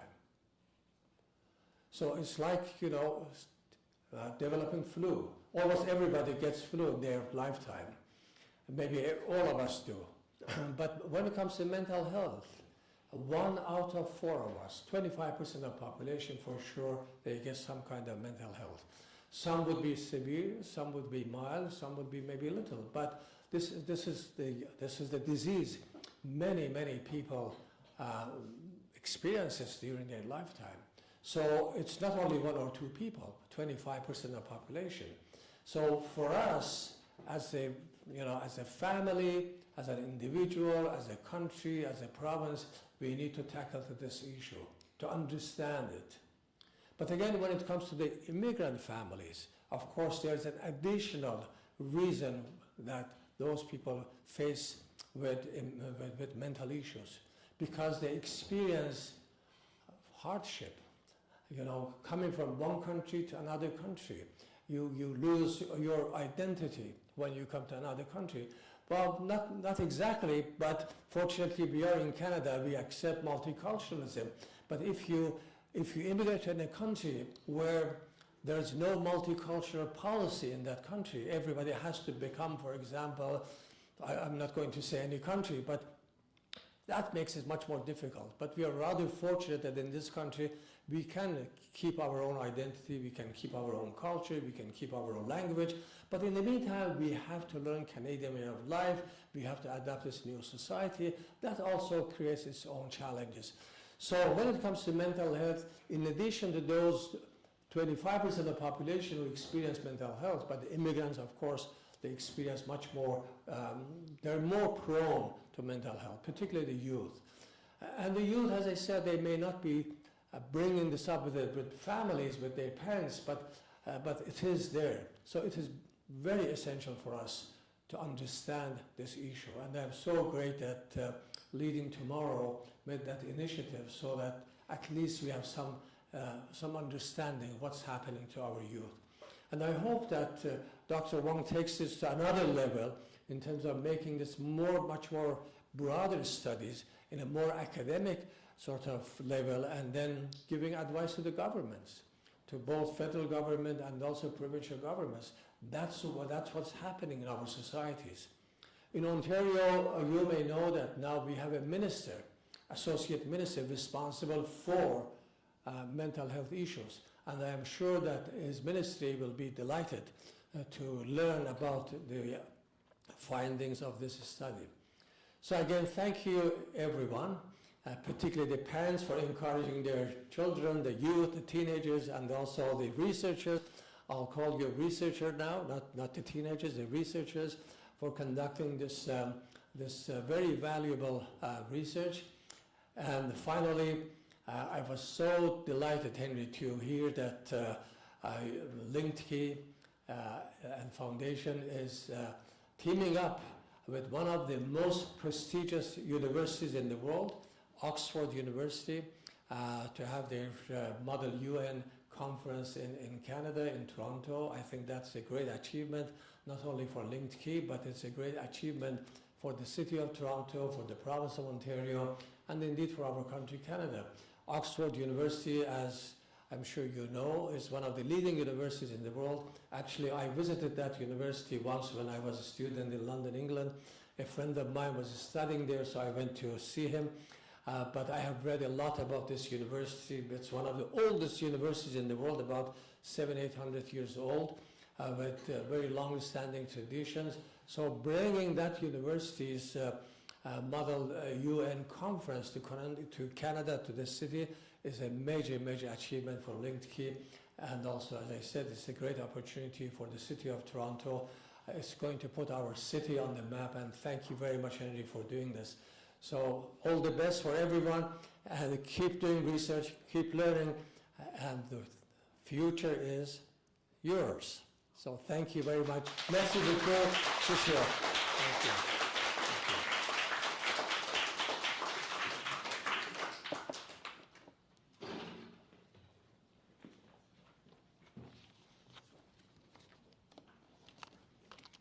Thank you, Dr. Moretti, very much for that insightful remark. Now, in order to conclude today's event, we will now move into the awards ceremony, which I'm sure many of you have been waiting for, starting with our participation awards. I will now call upon all students who volunteered to thank them for their active participation in this lengthy commitment. All of you students will be receiving a participatory award as you remain seated.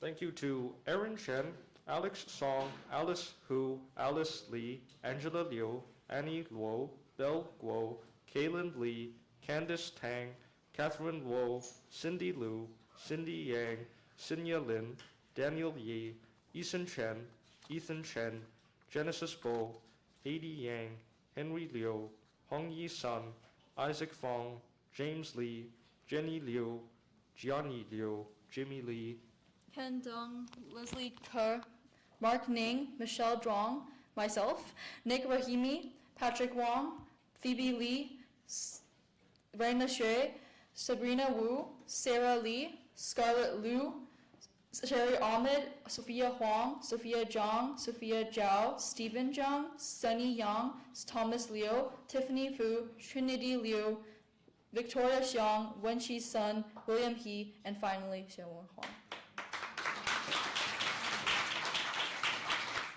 Your participation was greatly appreciated throughout this project.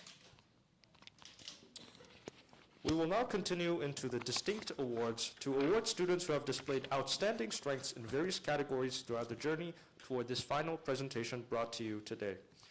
Ms. Sophie Pan serves as the manager of the Leading Tomorrow nonprofit organization dedicated to providing college counseling, educational seminars, and valuable academic resources for families, and creating academic clubs such as the debate and STEM clubs.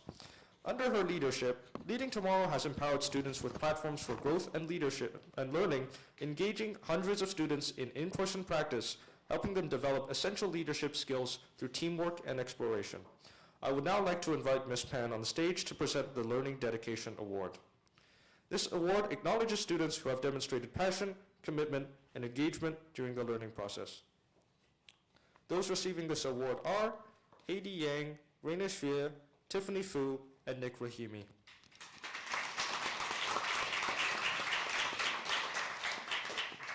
Congratulations. Please make your way to the front for a group photo. We appreciate your enthusiasm during our various meetings and lectures.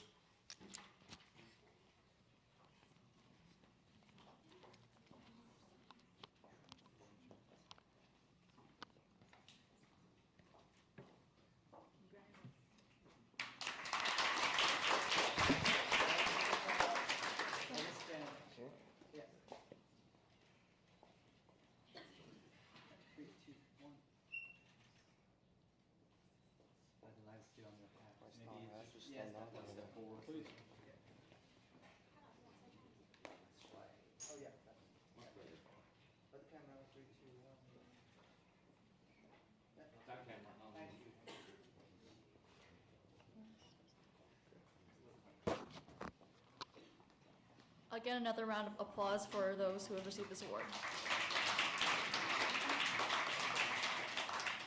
Next, we would now like to invite Dr. Wang up on the stage to present the Research Contribution Award. This award specifically acknowledges students who have excelled in questionnaire design and research discussions. Recipients of this award are Sherry Ahmed, Ethan Chen, Xuanhe Wang, Michelle Zhuang, and Aaron Chen. Please make your way for the front for a group photo. Your contribution to the design of the process paved the way for our thoughtful discussion.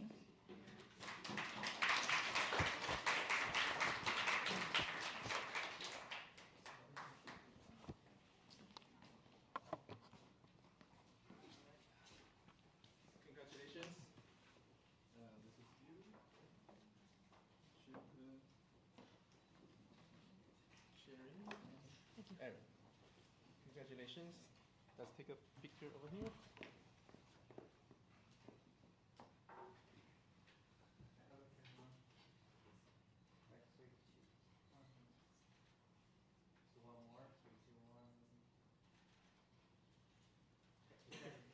Congratulations. Thank you very much.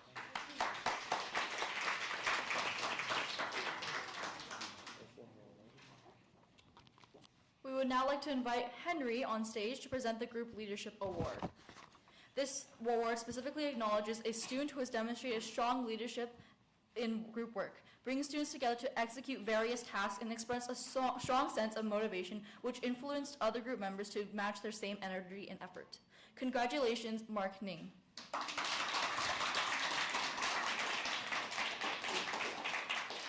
Look who called. I haven't done here. This looks better. This camera right here. Okay. Maybe this Right way. here. All right. 3, 2, 1. That's a good idea. Okay, let's do the second put the. All right, I got it. Thank you. Okay.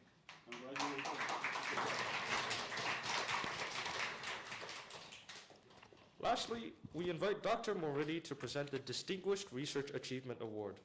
This award acknowledges students who accomplished outstanding results in collecting data of excellent quality and quantity.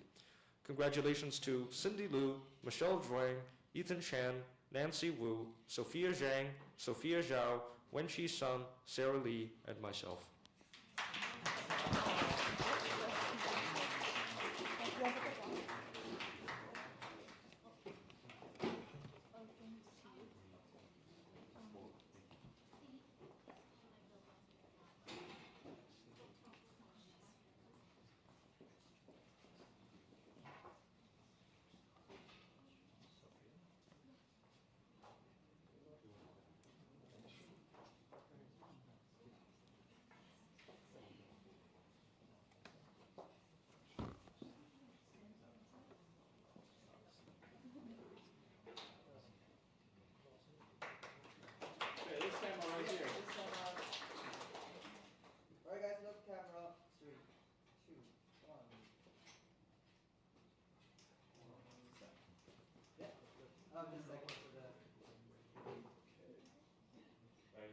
Not me, that camera. Don't look at me.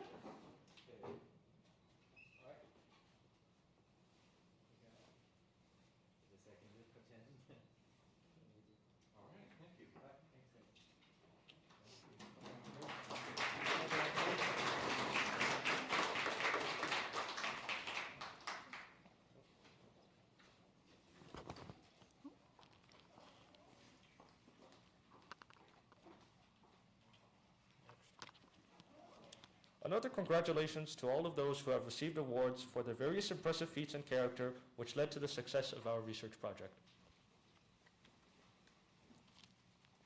As myself and Xuan have the honor to conclude today's ceremony, we want to again bring our attention to the amazing staff, guests, and educators who made up the true foundation and pillars for the social science research project.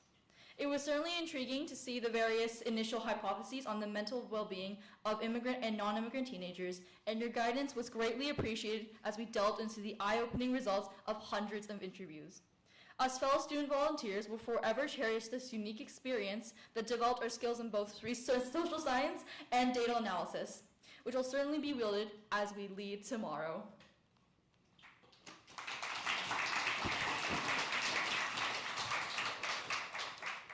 Thus, the 2024 Leading Tomorrow project on immigrant parenting styles and adolescent mental health has officially concluded.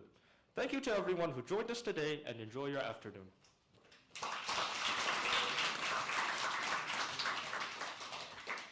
All right, but before we take our big group photos with the students and the staff, we do have a special surprise for an incredible person in this room. Specifically, a professor who gave us student volunteers unwavering support in our research and who poured countless hours into this project purely off his determination for our success and this positive impacts of this project. On behalf of all the student volunteers who have committed hours to teaching, we would like to formally thank Dr. Wang's dedication and earnest passion towards our education in the field of social science. We would like to welcome Dr. Wang on the stage to receive the Stoker Award.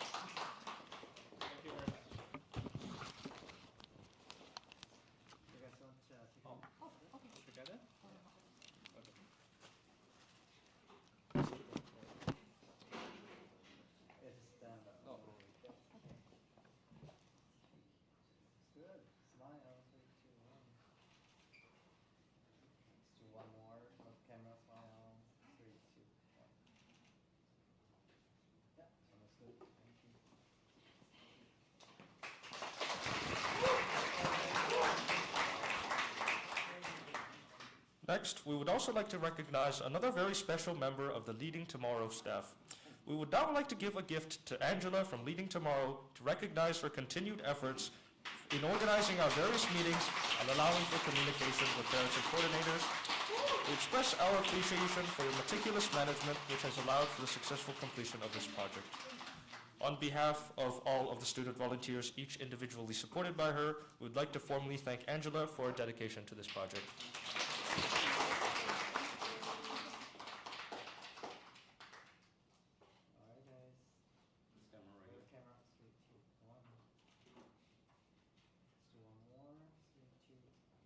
Hold on.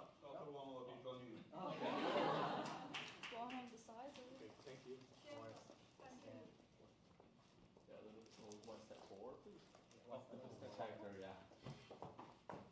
Actually, see on your hand. Oh, yeah, you made a step up. Yeah.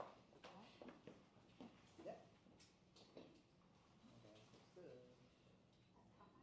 Other camera straight, 2, 1. Just one more, 3, 2, 1.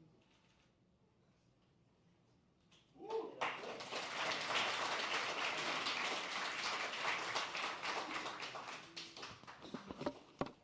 Another round of applause for Dr. Wong and Angela. They could not have thanked you enough. We now call on all of the students with their project completion certificates together at the front on the stage for final group photos as a whole.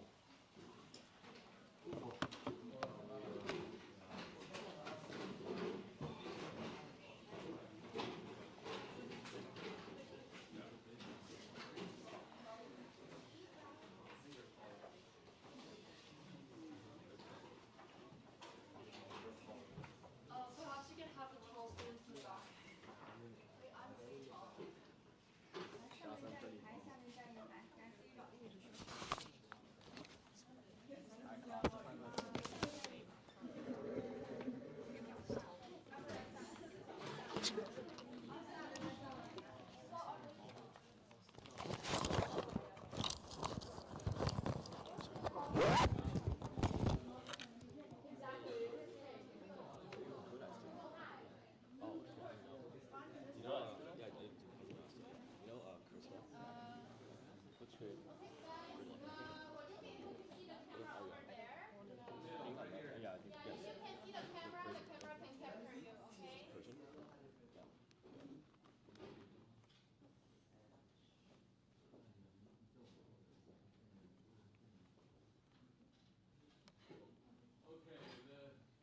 Handsome guy in the middle. Yeah, I need her to, yeah, a little bit to your right. There we go. Yeah. All right, now I can see your pretty face.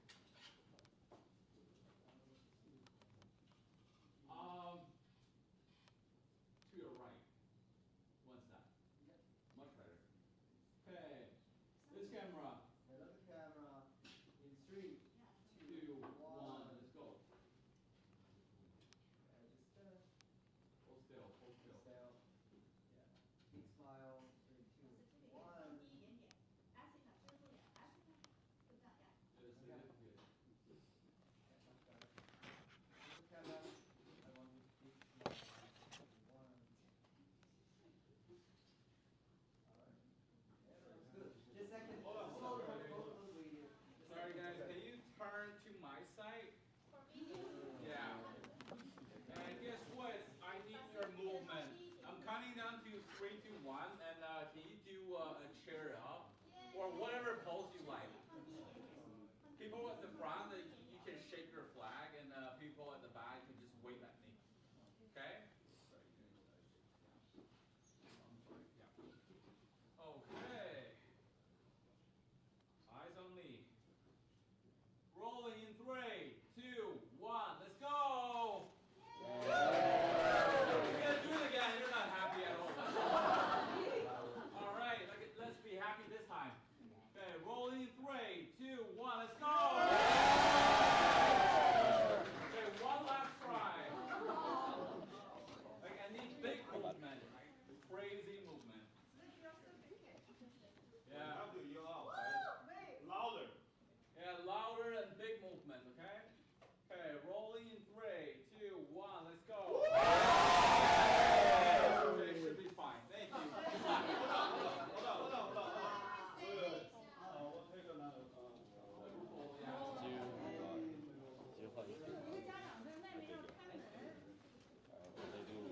You know when hopefully this stuff comes out. ED comes out December 14th at 7 p.m. I don't know. We'll see. What's your ED do? I'll wear my tie pants next time. Well, pajama, maybe. You can do it. I know your school has signed up. Like, you know Stephanie? Come here. Yeah. If you want to get my contact her, you can come to CS1. If you want to get it, yeah. Stephanie? She's your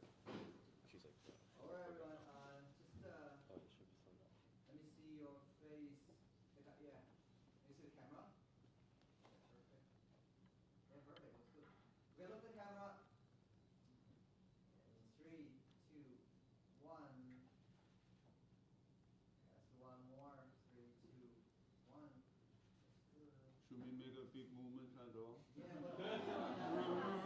All this time. Still look at him, not me. Yeah. Don't worry about me. Still look at him, like pretending I'm not here. Okay. Yeah, I'm not here.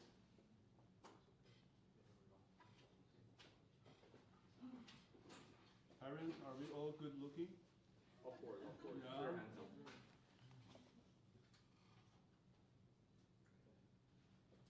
Good job. So are we supposed to be looking at him as well all the time?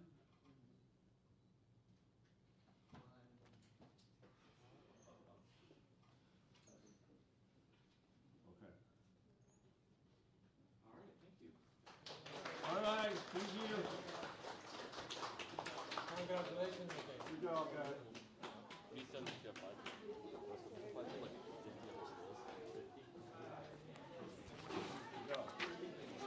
Where's the microphone? Okay, so we're now done. So where's the- We don't need the staff photos. Oh, okay. I think. All right. But we don't have a microphone. Yeah, so we can't do anything. So we're done.